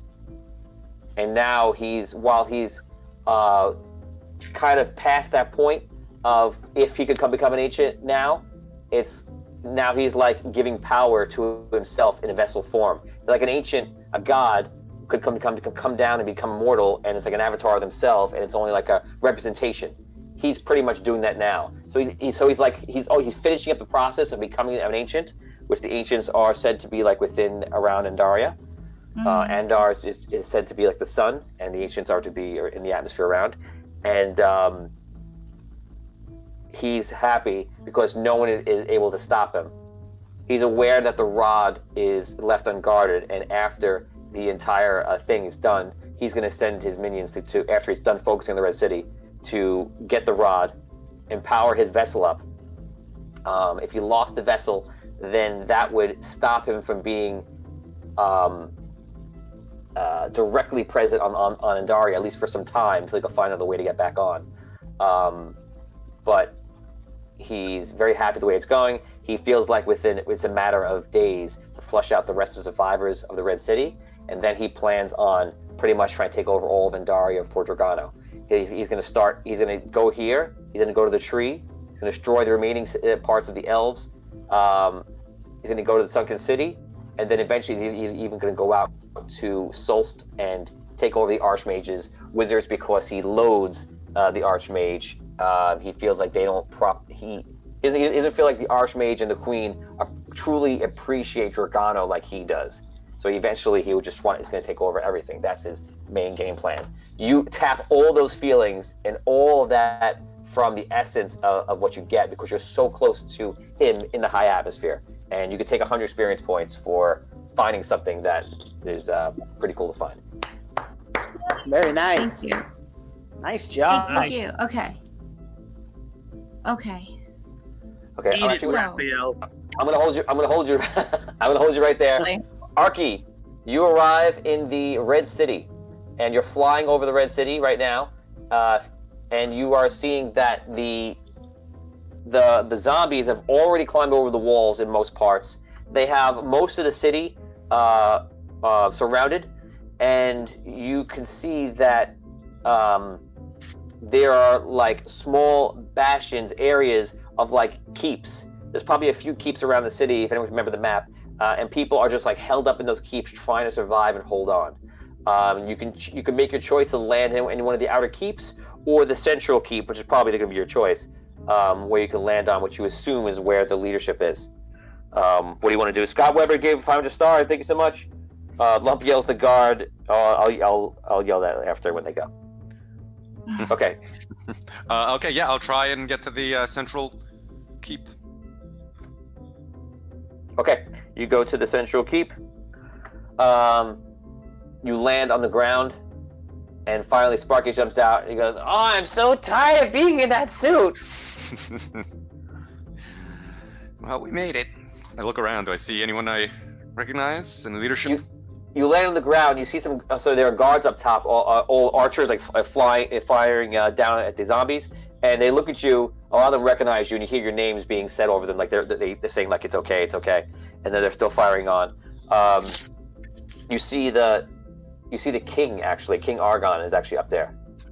And he's like, "Well, you're back. Where's the rest of your group?" I don't know. We've been scattered. We were down in the temple, and we got split up. Half of them I know. Well, Botorius and Abyssia, last I saw them, they were in Solst. We were captured by the Archmage, and I was able to get away, but I had to leave him behind. So... Why were you in Solst? Where's the rod? I don't know where the rod is. Last I saw it, Thistle had it, and he was down in the dark, and we were flying around on the Necromancer's heart, essentially. But then I ended up going through a portal, and we ended up in the Archmage's city, or somewhere in there, and we didn't mean to go there, but they were portals, and that's, yeah. What about Master Lane? Did he survive? I didn't see Master Lane. Some of your paladins were captured in Solst, but I don't know where Master Lane is. I was hoping you might have some information. We flew here from Solst. What's happening? What's happening with the world? What's with this light? Arky, he puts his arm around you in the suit. You're still in the suit, right? Yeah. Just for role playing purposes. He puts his arm around you and he points south. And he tells you, I want you to look out there right now, and I want you to see what comes to the Red City. I just put up a Red City guide. You'll see it in about 15 seconds. The Necromancer, whatever form that is out there, is there. And ever since this light has gone through, and you see around, you don't see it because you're in it. It's kind of like being at the end of the rainbow. When you're in it, you can't see it, but far away you can. When you're in it, you see like a purple haze going up everywhere, and it's going up to the sky like a column. Thank you, Scro. And you see it's traveling upwards, and in the middle of that, all those zombies out there, and like whites and all these like dark creatures, you see the most empowered version of the Necromancer that you've seen. He just looks like massive, very tall, very big. He's almost like a Dementor, probably the best way to put it. And he's basically just kind of sitting there, and like he's like has his arms out. He's directing the troops, and with every arm he moves out, you see a wave of the zombies like flood, almost following his arms, like he's single-handedly focusing all the attacks. And you look around, and again, you can see that they're not holding up well.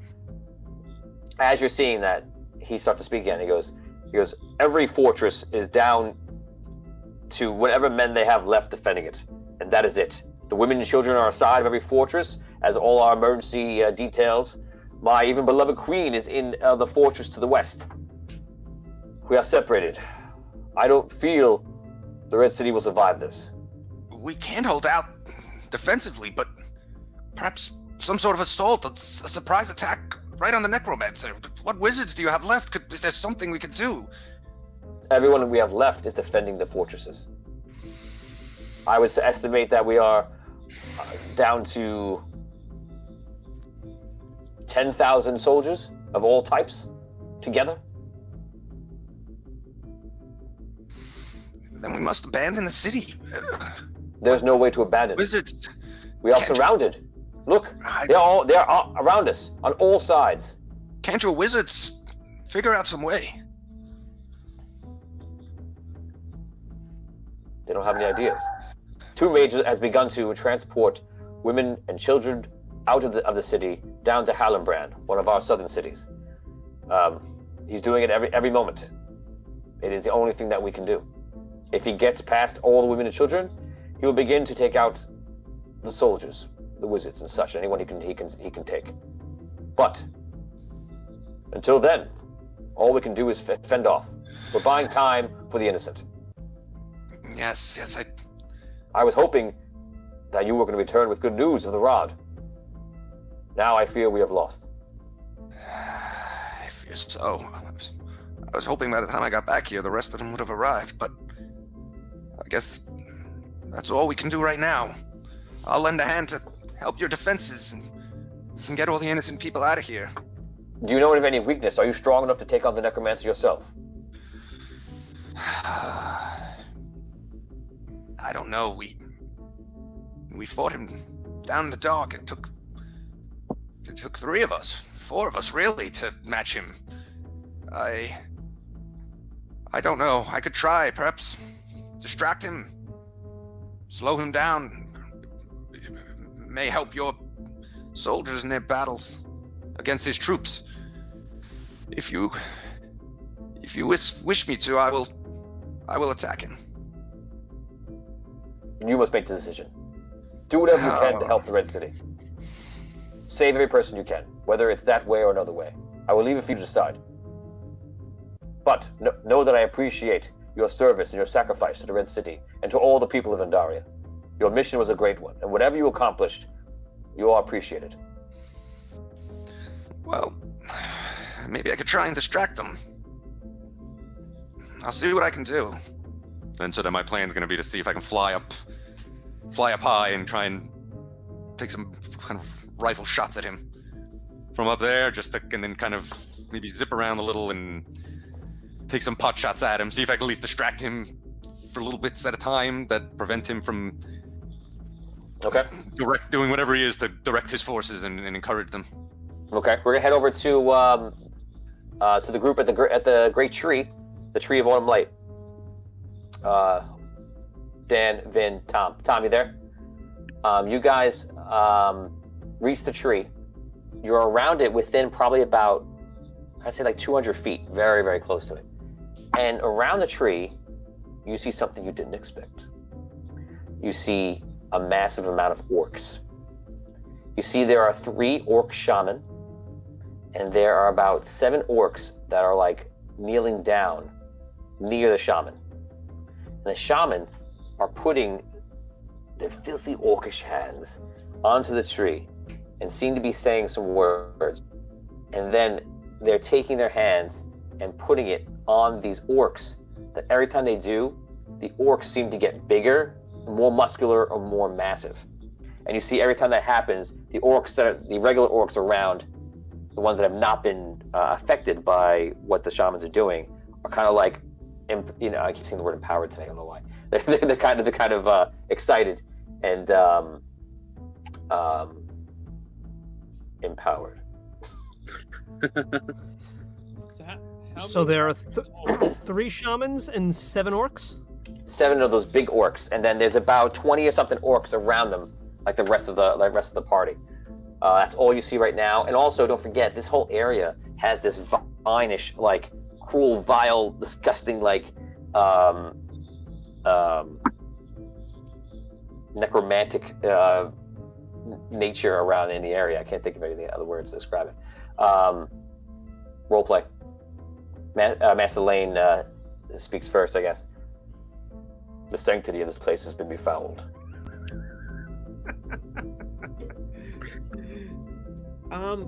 So the way I see it, we have 2 options. Well, 3 actually. We could fight them and stop them from doing whatever they're doing. We can use your magic, Finn, to maybe get us past or into the tree itself without having to actually encounter these guys. Or 3, I'm right back. I have to get charged from my phone and let you roleplay again. I don't know what you're thinking, but I mean, I only see it 3 different ways. I don't think my magics work, so that's not an option. Oh, that's... All right. That hasn't worked the last 4 days. Don't think it'll work now. I think we need to stop these magical orcs from stealing the power that's left in the tree. I agree, and I feel like, Olgar, this is where you shine. In taking those orcs and making them ex-orcs. Well, there's a lot of them.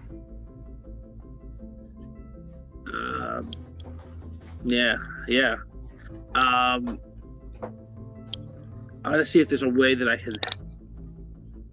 reach the tree, not from the ground level, maybe. I don't know. I'm not much for climbing, but I'll see if I can climb up and climb across or something like that, and try and power this thing up while you're doing that. I don't know. I don't know how much, Master Lane or Jacques, have in it to help. Master Lane seems a little. Well, technically 4 that can fight. Right. So it really comes down to what we're gonna do here. I mean, there's 30 of them and 5 of us. So I that's 6 apiece. If we're lucky. Yeah, this is where me being able to throw a fireball up in this business or something like that. I mean, I want to do a fireball, but you know what I mean. This is where it would come to play, but I can't. Maybe, I'd like to get to the magical orcs without going through the other ones. Tony, what are they wearing? Tony's not.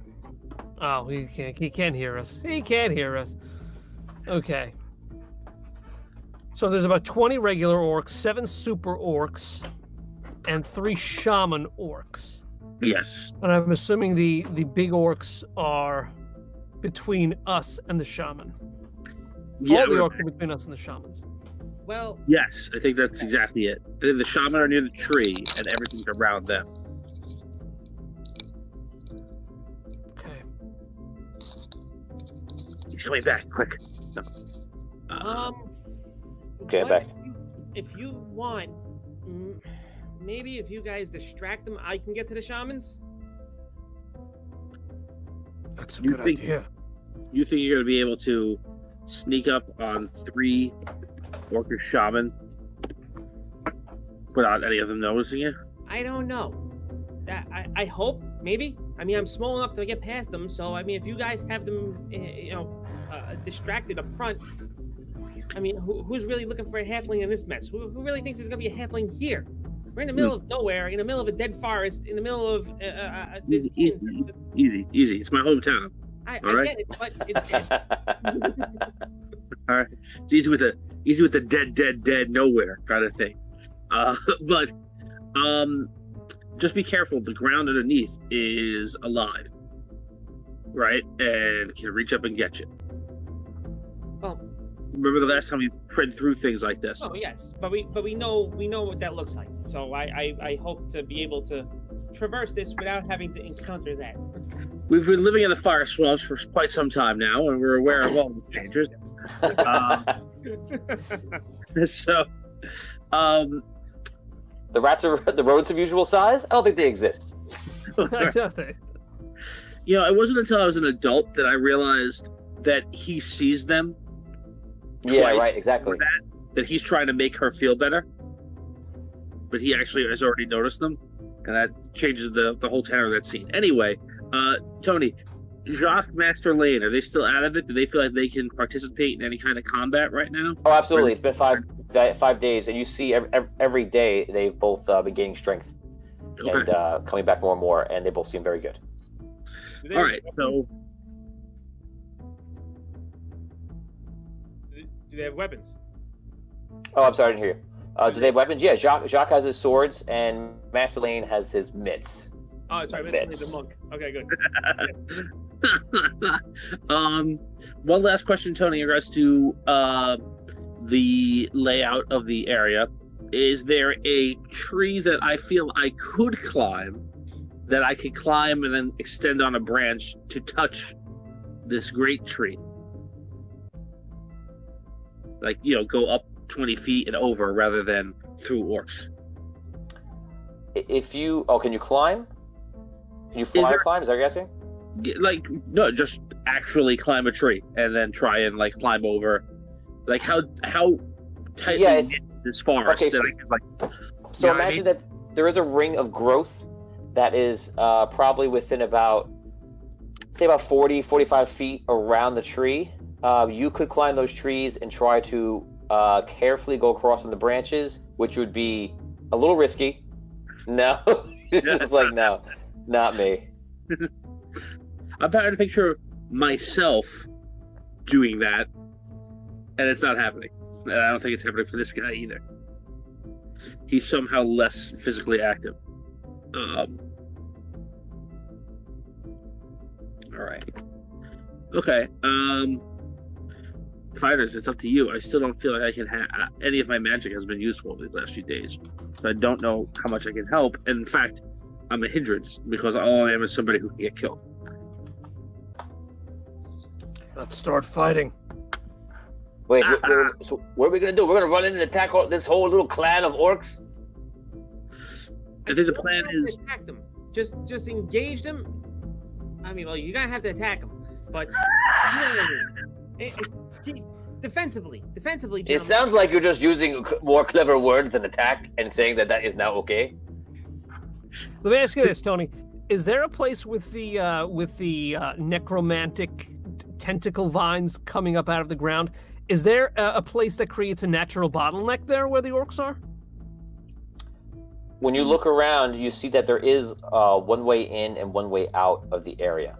So that the ring around the whole thing is basically like very thick brush that was there, and the vines and all like the evil growth has just like intertwined around it. So there's still that one way in that is on the east side of the tree. All right, I have a question. With the trees, like you were describing to Tom before, right? With climbing up and over. Do I think it's by looking at it, is it feasible for me to say, like, if I climb up a tree, I can, if they draw them in, I can get over? Are you asking me if you can make it across the branches? A mix of yes. As a thief, you feel like it's a feat you possibly could do. Okay. But are any of the branches beyond the shaman? Are any of the branches beyond the shaman? So like I want to be able to get behind the shaman. Is what You can get above anybody you want because the branches can lead you there no matter what you do. Okay. All right. So I bring that to the party. So I think if I climb up the tree, I can get. I climb up the trees. I can get over to the shaman. If you draw them in, I can get behind them. Which isn't a bad idea. Isn't a great idea, but isn't a bad idea. Guys, I have to take a second to acknowledge a gigantic 130,000 star donation from Evan. What? Whoa! Wow. There's Very, that. very, very awesome. And it is for this group right now. I'm going to tell you what it is. Is it the Get a Clue? Hogar's half giant ferocious rage is +7 to attack. Damage reduction 5 DR. You have a healing factor of +5 hit points per round, +5 AC, and what? All of your attacks are now vorpal if you use it when you want to activate it. Wait. All right, so I have a +7 to attack. Yeah. Can you go down that again? +7 I'm to attack. I'm gonna put it in the group text so you can get it. Oh my god. And the other one is for Thistle. And Thistle's amazing backstab, which gives you advantage in all of your melee attacks automatically. +3 in your attacks. Your critical range is increased by 1. And there may be something else too. Check it out. That's awesome. Thank you, Evan. That's wow. That is tremendous. It's a very appropriate enhancement. Amazing. Evan, thank you. Thank you for the 10 star. Thank you, Turn it Evan. all up to the tree. Okay, so Vin, you're going up into the branches. Tom, what are you doing? Do you walk around to the opening? Yeah, I'm actually gonna see do I feel like the ring has been empowered just by being in the range of the tree at all? Yes. Okay. Then I'm going to ask the ring, can you tell me everything that you can do now? Since I didn't use a question yet today. Okay. Thistle, before we come back to that 1 second. Thistle, what are you doing right now? Are you climbing up and over? I want to get onto one of the branches so that when they draw the enemy in, I can get behind them. Okay, Hogar? I'm drawing my sword, and I'm gonna start approaching the entrance on the east side. How big is the entrance? Like, how many people wide? Probably about 4 or 5. Okay. So who do I got? I got Master Lane, and Jacques, right? Yep.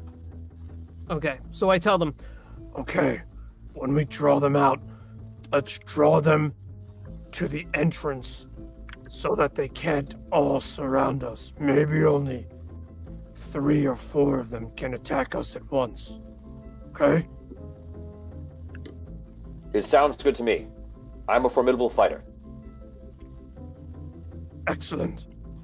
Yes. Okay. I'll take the other side. All right. Shock pulls out his sword and pulls out his blade. You see Lane gets in, and Lane pulls out some sort of animal style, monk style. We're gonna start off with lion stance, and he gets into like a pose, and it looks very interesting to you. You're actually kind of interested to see what he's about to do. You're like, this guy doesn't have a weapon. This guy's what's he doing? And Jacques leans over to you, is like, wait till you see this guy fight. It's crazy, man. All right. It looks really cool what he's doing now. Yes, I could look really cool too, but then I would die right after it.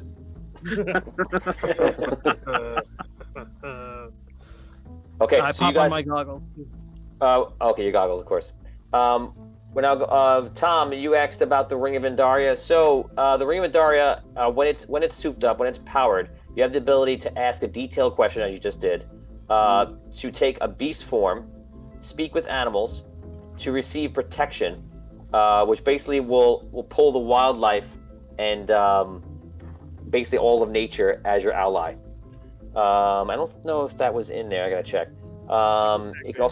It can give you an energy immunity to either fire, lightning, or cold at one time, or the final ability, which is the ultimate ability, Captain Indaria.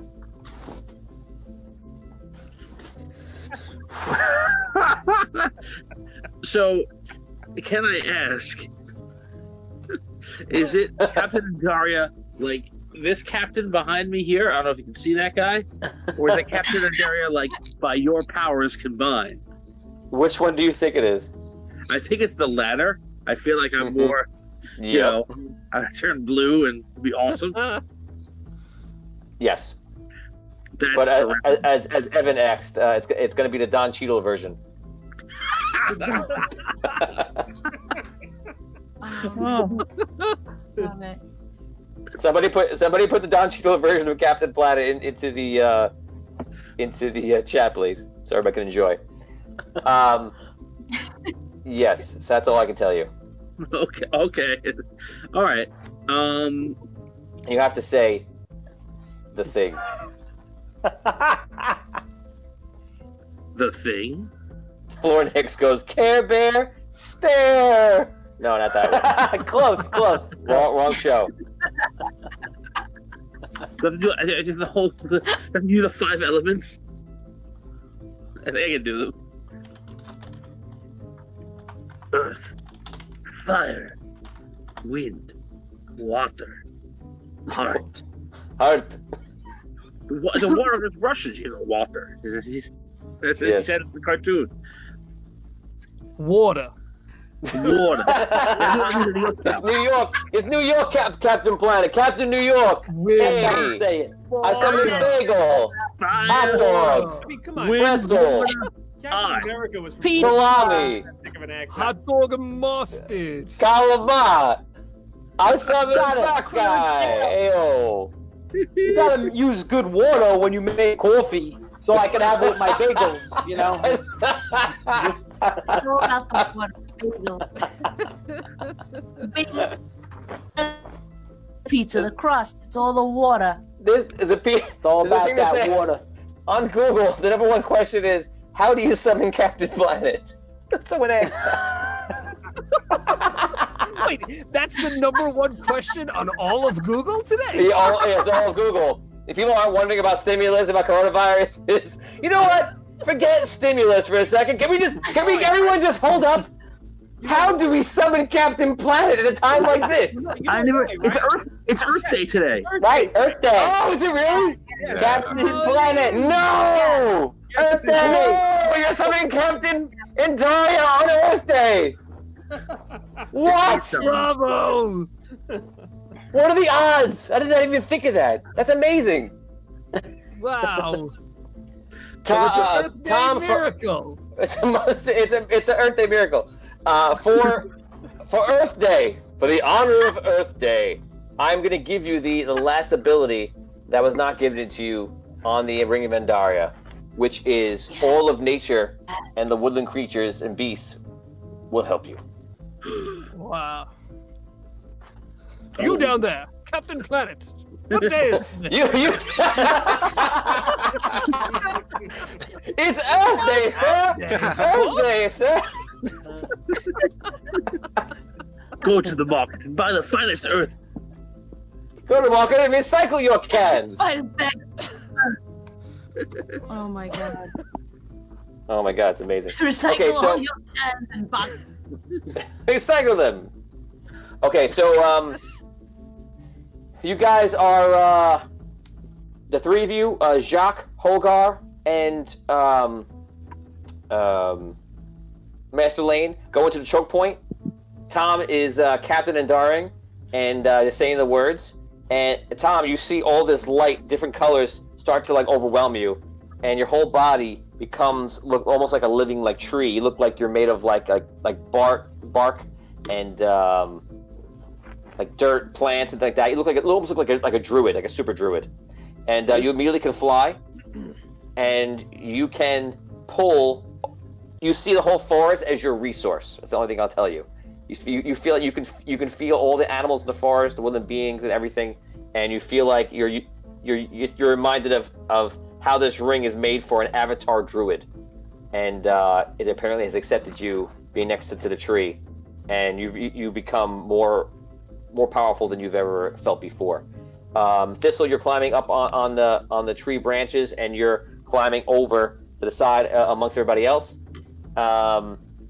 And we're gonna hold off on you guys for 1 second before this battle, and we're gonna go over to Brooke and Damien. Brooke, you were up top flying around, and for a long time. As you are there, you are seeing something in the forest, like rainbow light shooting out of the elven forest to the east of Solst, and to the west, you see something flying in the sky. And like going into the Red City. You actually catch all these things being at a very perfect vantage point. Okay. And that's in between the storms and looking down and flying around. When you're up there, do you come back down after you're done looking? No, I go up to see if anyone's inhabiting those pieces of land above the planet. Okay. Can I? So then you do not see what I just described to you. So you're not aware of the light, you're not aware of the thing in the city, and you fly upwards and you go up. You spend the next 10 minutes going up really high, and you get to a point where you see there actually are some sort of creatures that are inhabiting these rocks, and you see the rocks actually have vegetation, trees, grass, and all these different things like on them, like floating. It's still miles and miles away though. They look different. They look like they have wings. On all the different pieces of land, they each look like they have. You can't see all at once. Different inhabitants. The one near you see there are creatures and such on it. You see there's humanoids and they have wings. Okay. Humanoids and they have wings. Mm-hmm. Do they look nice? You can't tell. They do? So you can't tell. Wait. Did it look nice? They do? Are they amazing? They are? You don't think you need me? I'm just going to take a break. I'm free? What? They say I'm a god? I am?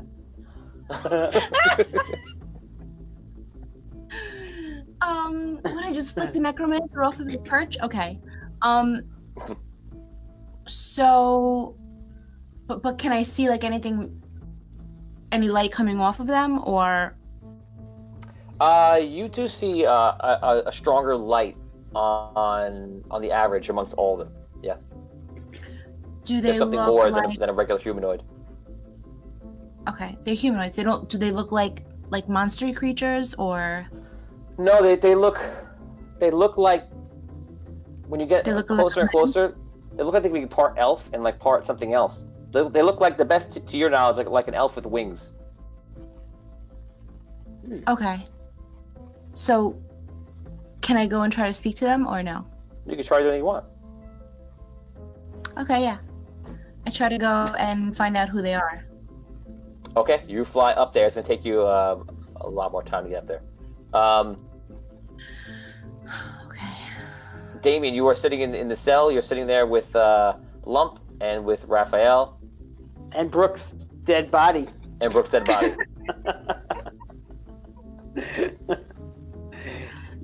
Oh, Lord. Yep, I am. Charlie Trying Lewis, to pass 190 the time. stars from a while ago. Charlie, thank you so much. Appreciate that.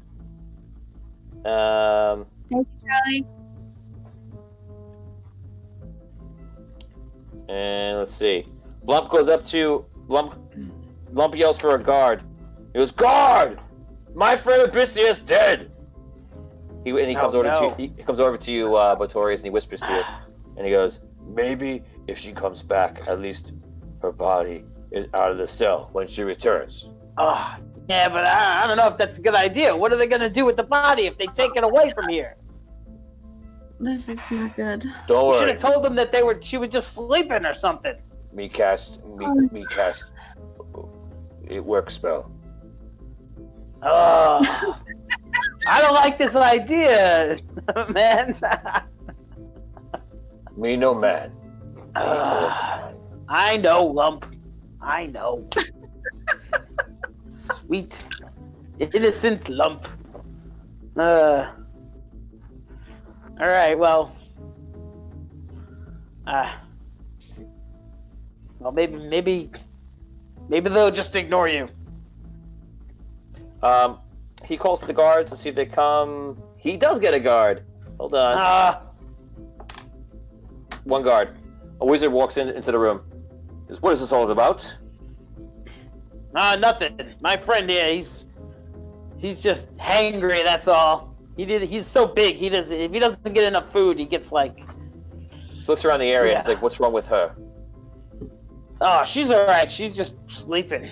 She wasn't feeling so great, but she's okay. She'll Bluff be check.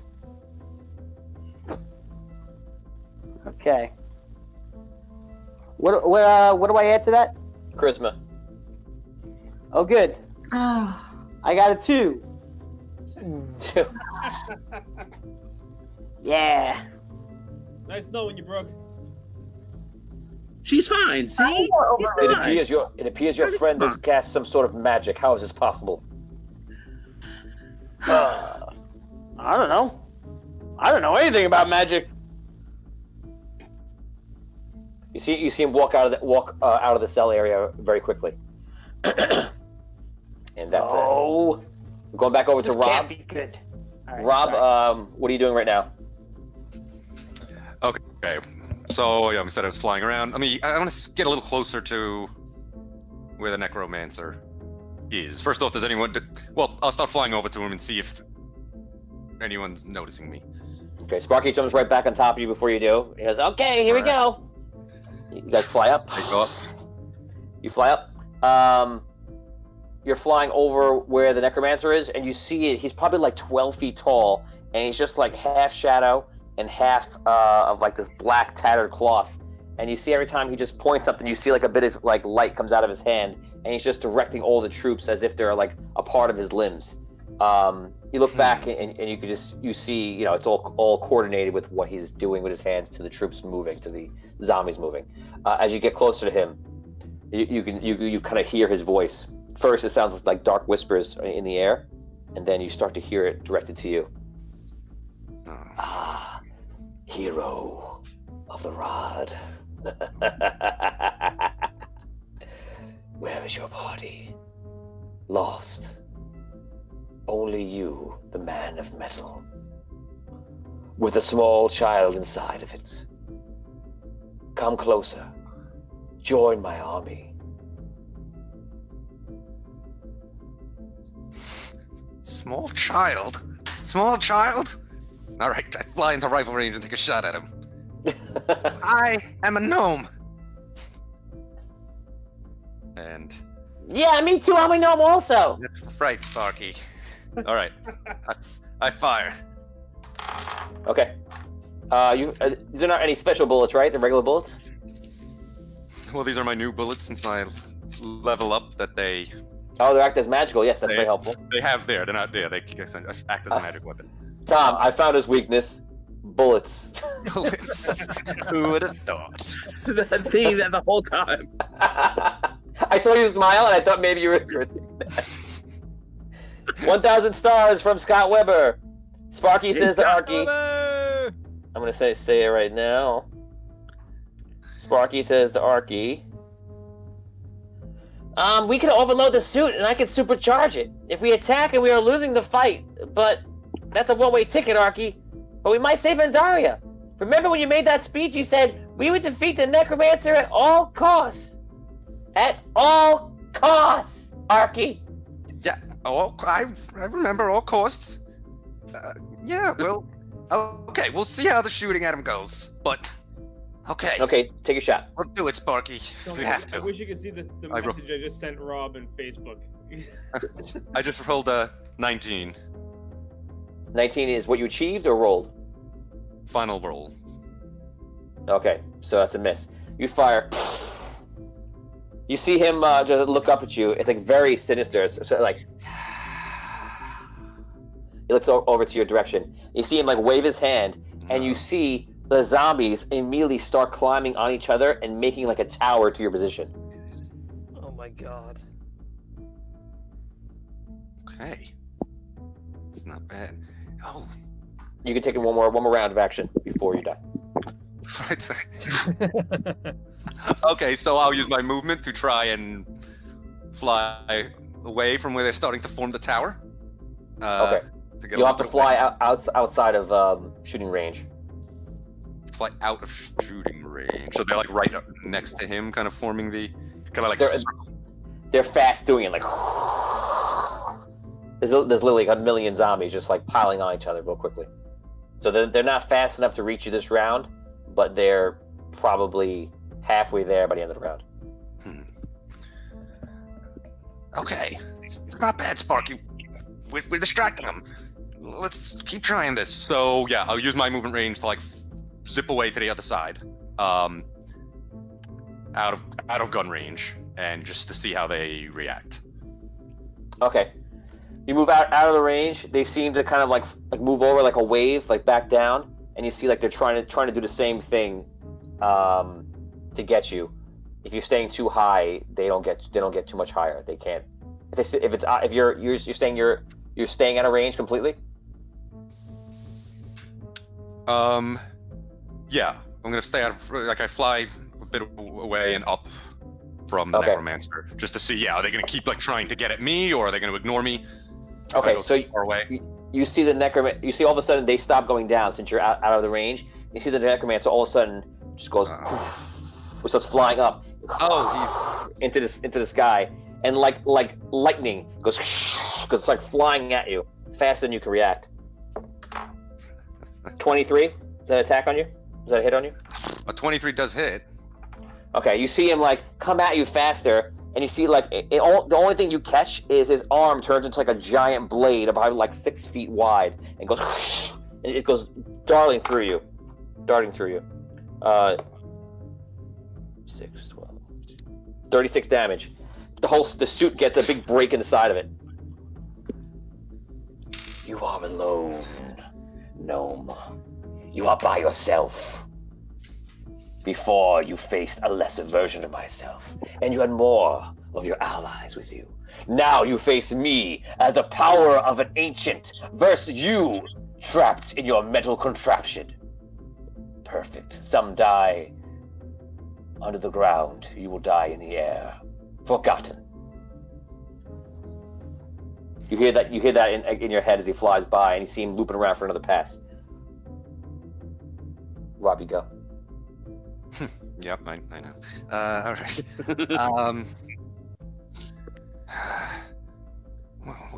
What do you think, Sparky? Should we just charge it up and make a run at him? You think it'll be... I don't know about these upgrades you made. Do you think it'll be strong enough to hurt him? No. If we blow up the suit, maybe that would be enough. Right, we could blow up the suit. But that would. Can we get it probably to heal him? us. Yeah. How can we get out of the suit and get the suit to him without falling to our deaths?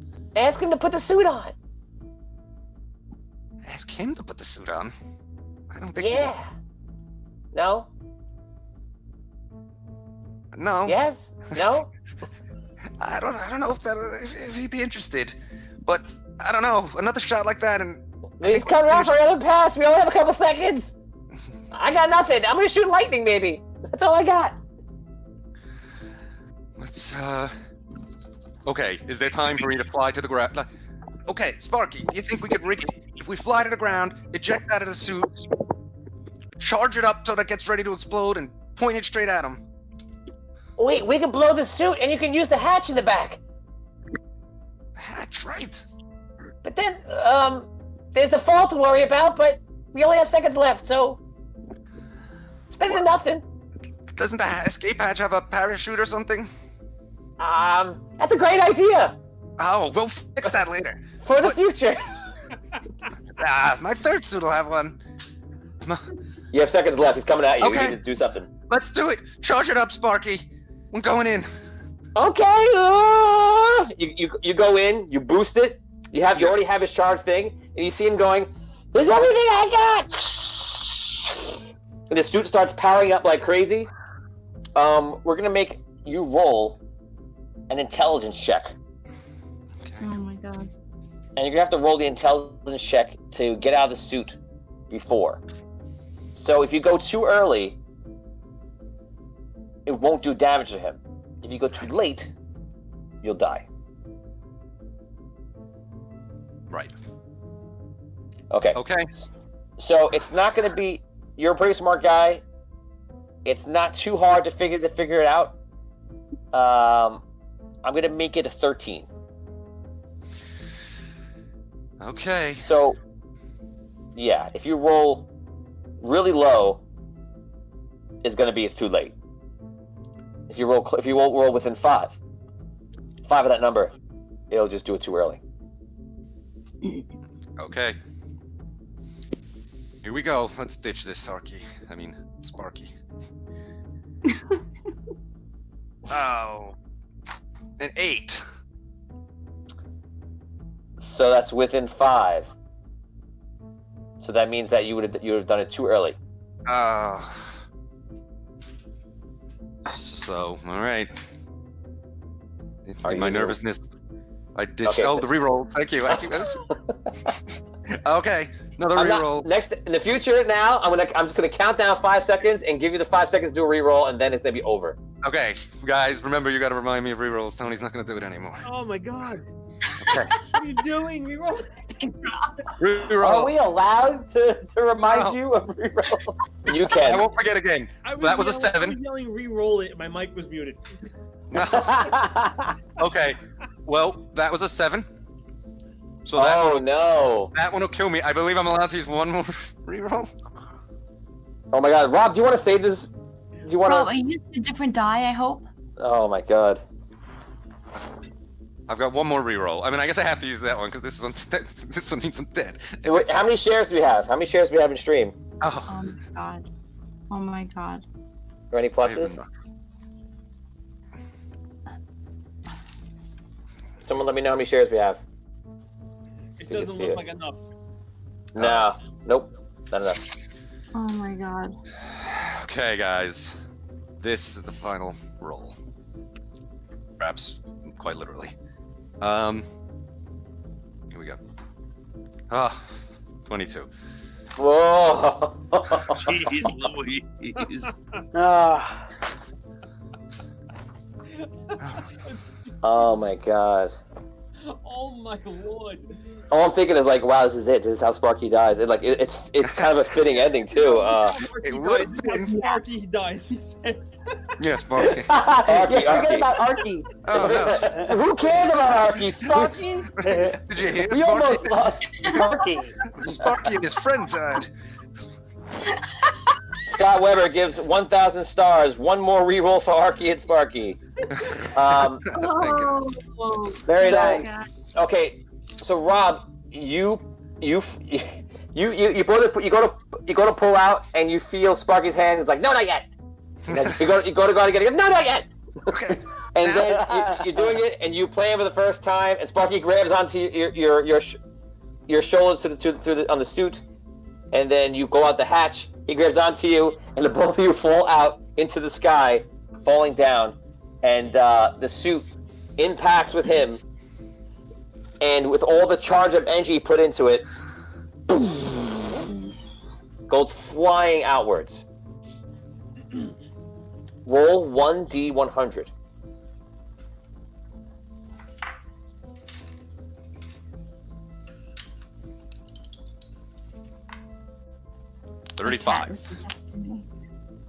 Killing me, Rob. Okay, so the higher the better.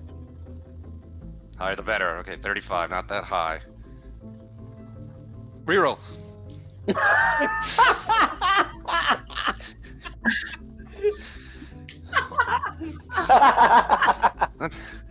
Okay. Good. Here we go. Okay, 27. Ah! Worse. It's worse. Reroll. Oh my god, you're making me nauseous. Last reroll. By the way, Totem has. Oh no, that one I'll use from. That one's from my personal reroll. You're Okay. making me nauseous. You're killing me. Final one. Check this out. 32. Rob, buy a new set of dice. Okay. So Rob, the thing explodes. You see it slices his whole body in half and falls in pieces to the ground, and you see a third of the entire population of the zombies just fall to the ground. He falls down to the ground like screaming. He falls into the city, onto the ground. How much are you gonna roll for this? If I roll a 9 or a 10, it's within the fortress. Ooh. He falls within which one? So, which fortress should be the middle fortress? What number? Pick a number. 3. 3. Wait, that's 5, right? It's 5 to the left. I just rolled a 6 actually. Hold on. Okay, number 2. Do you want me to keep that, or you want to re-roll it? Does it matter to you, or no? Anybody? Okay. Keep it. He falls into the second fortress right on top, and you see like some guards are knocked over like this, and he's sitting there, and you see like he's either dazed or dead, or you don't know what's happening. He may not be dead because a lot of the zombies are still there. Oh wow! Scott Weber just saved your life. 200 stars of Scott Weber, reminding us that Sparky has Featherfall. On his character sheet. So Sparky goes, just throws a feather up in the air. It's like, Featherfall! And you guys float down. He says, look! And you see the... I forgot he had Featherfall completely. You see the Necromancer fall into that tower, and you guys are just gliding down. What's up? Is it the tower where Frigg is at, by any chance? Oh, and then roll for that. I'll roll for now. If I roll a 4 on a 1d4. Yes! Yes! Wow! Yes! Yeah!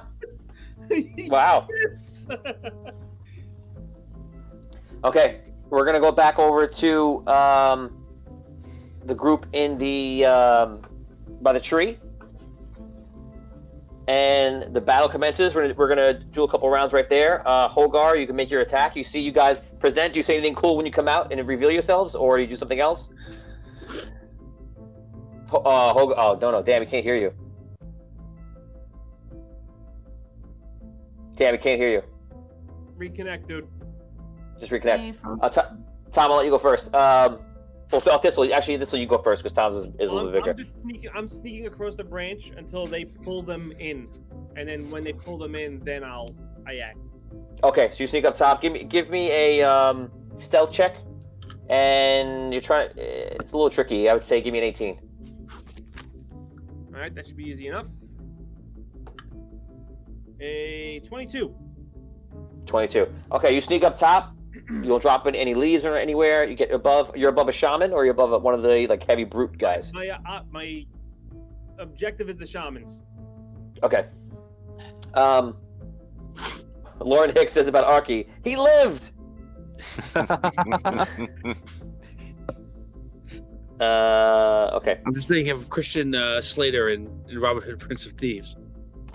Oh, It's me. He made it. he made it. Yeah. Oh yeah, he's F me. He made it. Is that what he says? Yeah. When he shoots him over on the catapult. Yeah. That's a great part. That's a great part.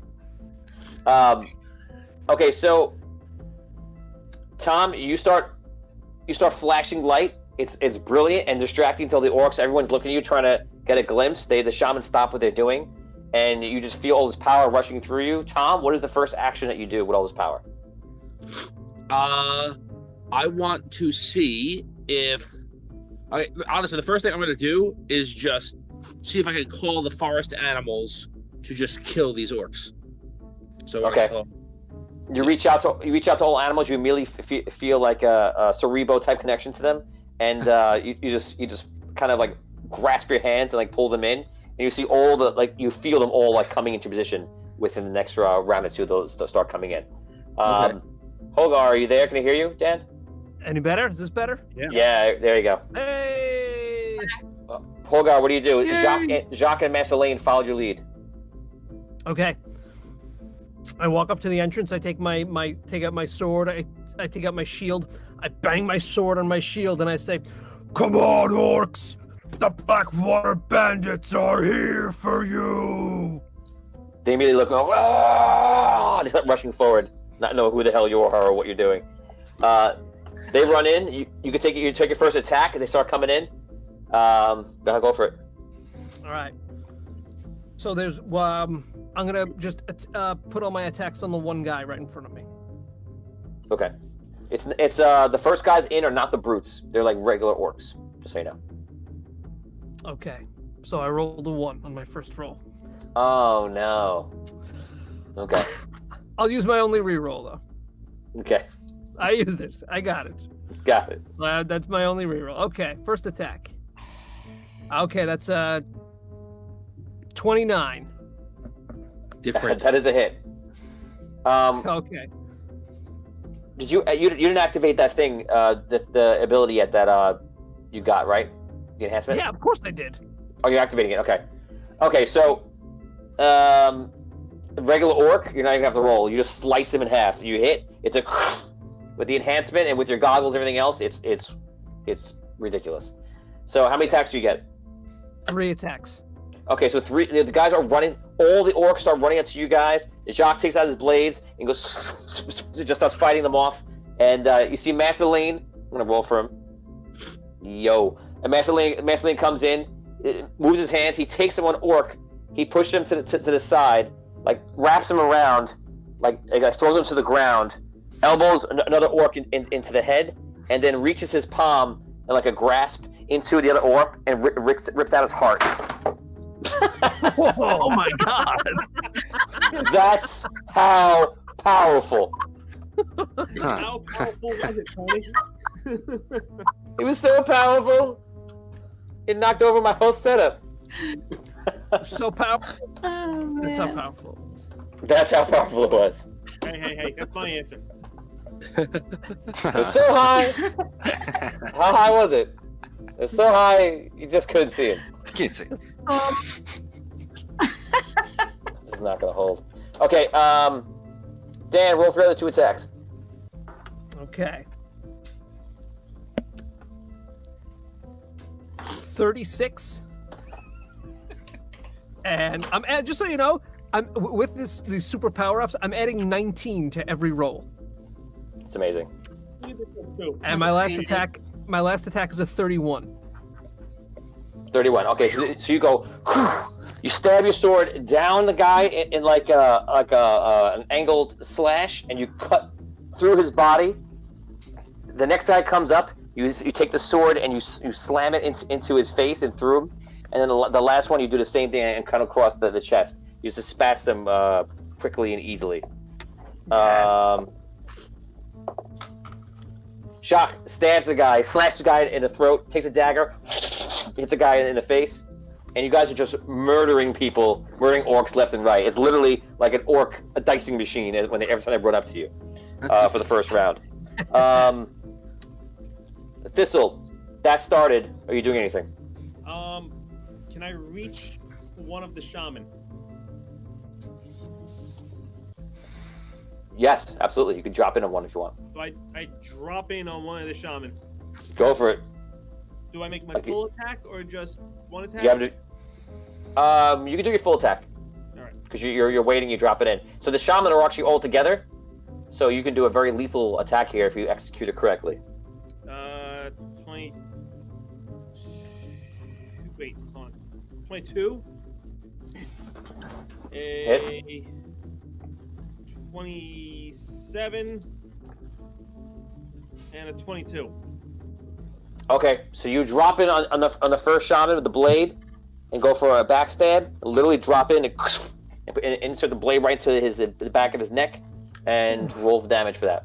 All right, so it's 9. Hold on. I gotta roll a lot of dice. Sorry. So remember, everybody at home, that Vin and Dan and Tom are like ridiculously souped up right now. Go on.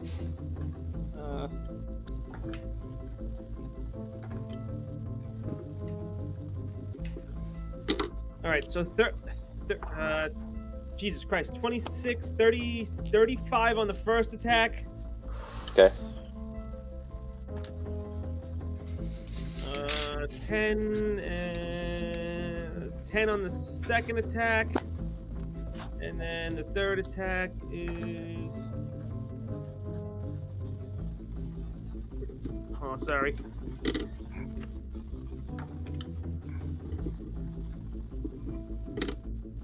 Carry the 4. Yeah, legitimately. And then 32 on the third attack. Okay, so you land on the first guy. You drive the blade into basically to the back of his neck, into his spine. He immediately dies. You take your second attack, and you stab the second guy, which is for the 10 damage, which hurts him partially. And then you have 2 weapons or 1 weapon? 2. So then you pull out the blade, and then you slash him across the neck, and he bleeds out and dies. And there's only 1 shaman left after your first drop in. Okay. The shaman is shocked. That's basically a surprise round for you. He has no return action. He's not ready for it. The other orcs are going in. Dan, you have an orc on you, miss. An orc on Jacques is a miss, and 1 orc comes in and slashes Lane, and like cuts the side of his arm out. Not off. Sorry, like up. Does 9 damage actually. So the orcs don't do much of a kickback, but you see the brutes in the back that are like much bigger than all the rest of them, and they just start moving forward like they're actually bigger than Hogar coming up, and it's kind of worrying you guys a little bit. Tom, what are you doing? All right. I feel like charged with all the energy of Andaria, like within me. Yeah. I want to try and channel that energy into the tree to see if I can replenish it. Interesting. Okay.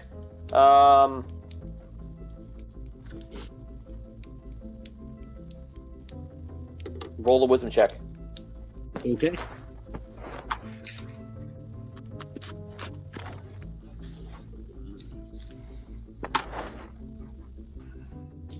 Unnatural 20. Okay. You start propelling the energy that you're taking from the surrounding forest, and you're throwing it at the tree. That's what you're doing for this round. Yeah. Hogar, start making your attacks. Thistle, start making your attacks on the. I already rolled them while I was going. So. Oh, awesome. A natural 20, A 29 and a 27. Okay, so you kill the shaman before he can act. You see him start to cast something.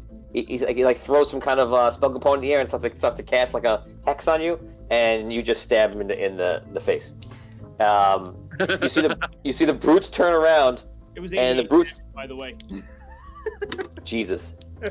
You see the brutes turn around, and the brutes are about to start approaching you to do damage.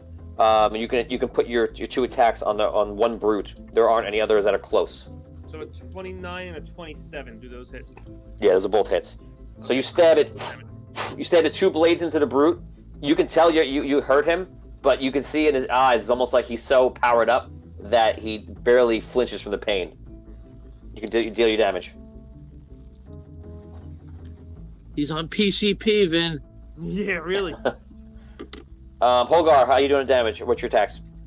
My first attack was a 25. Yep. And then my second attack was a 1. Oh no. Okay, you kill one guy. The other 2 orcs rush you and get by you.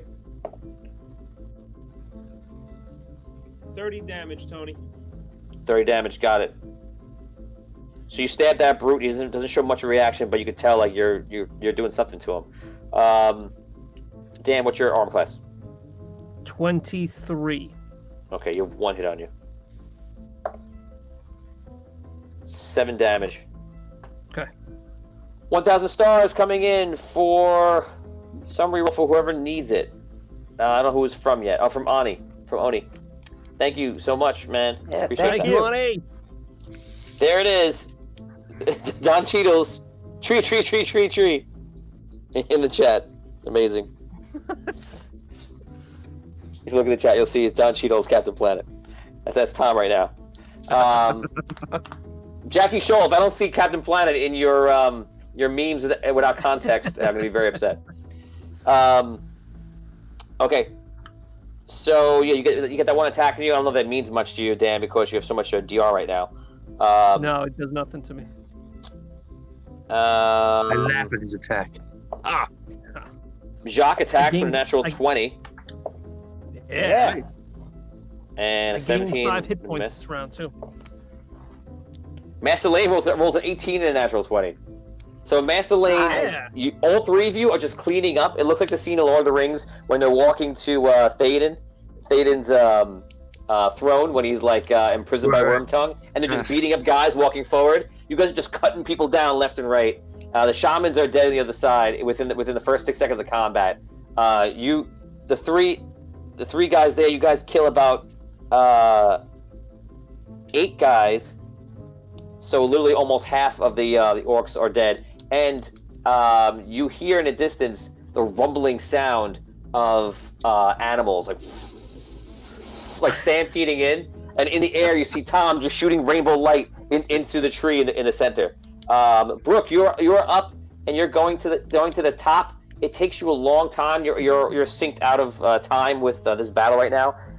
So you fly for another probably like 20-25 minutes, and you get to the top, and you see there's a woman and a man, and they look like elves. They have like blonde hair, like very long hair, and wings on their back, and they're actually like farming the land. And you look above them, and you can see that the sky is basically space almost, with like a certain color of like blue and purple from below. And you see the sun in Andar, which is Andar, and it's somehow very breezy and very warm here at the same time. And the woman just like stops harvesting the crops, whatever she's doing, and you see the man just stand up, and they look at you like perplexed a little bit. What do you do? I speak to them. Can they hear me? I can hear you, but you don't know if they hear you. Oh, okay. Okay. Can they hear me? They can hear me? Go ahead. Hello, gentlemen and madam. I need... What day is it? You there. This is the day of greetings. I should have named this episode "A Day of Greetings." You, sir. You Seriously. Hello. That's episode 5. So season 3, episode 5. You, sir. What days? What day is this? It's Earth Day. Captain and Daria on Earth Day. Amazing. That's the best. I'm so happy. Fantastic. I had no idea. The best. Yeah, Brooke. Excuse me. They look at you. They're looking at you. Can you hear me? They just you see the woman just goes like this, like she says something in like a different language in Elven. It seems like something like Elven, but it seems different. Okay, I say, where am I? What is this place? She turns to you and she says something. You don't understand it. Okay.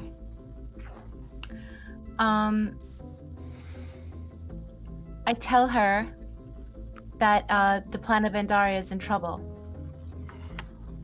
I don't know if you can understand me. I can't understand you, but the planet of Vandaria is in trouble, and we need your help. If that's possible. She looks at you. She looks at you, and she like puts her hand out, Mm-hmm. and all of a sudden, you disappear. And you're back in your body. It runs out. I'm back in my body. And that is where we're going to stop today for Audio Dungeon. Guys, thank you so much.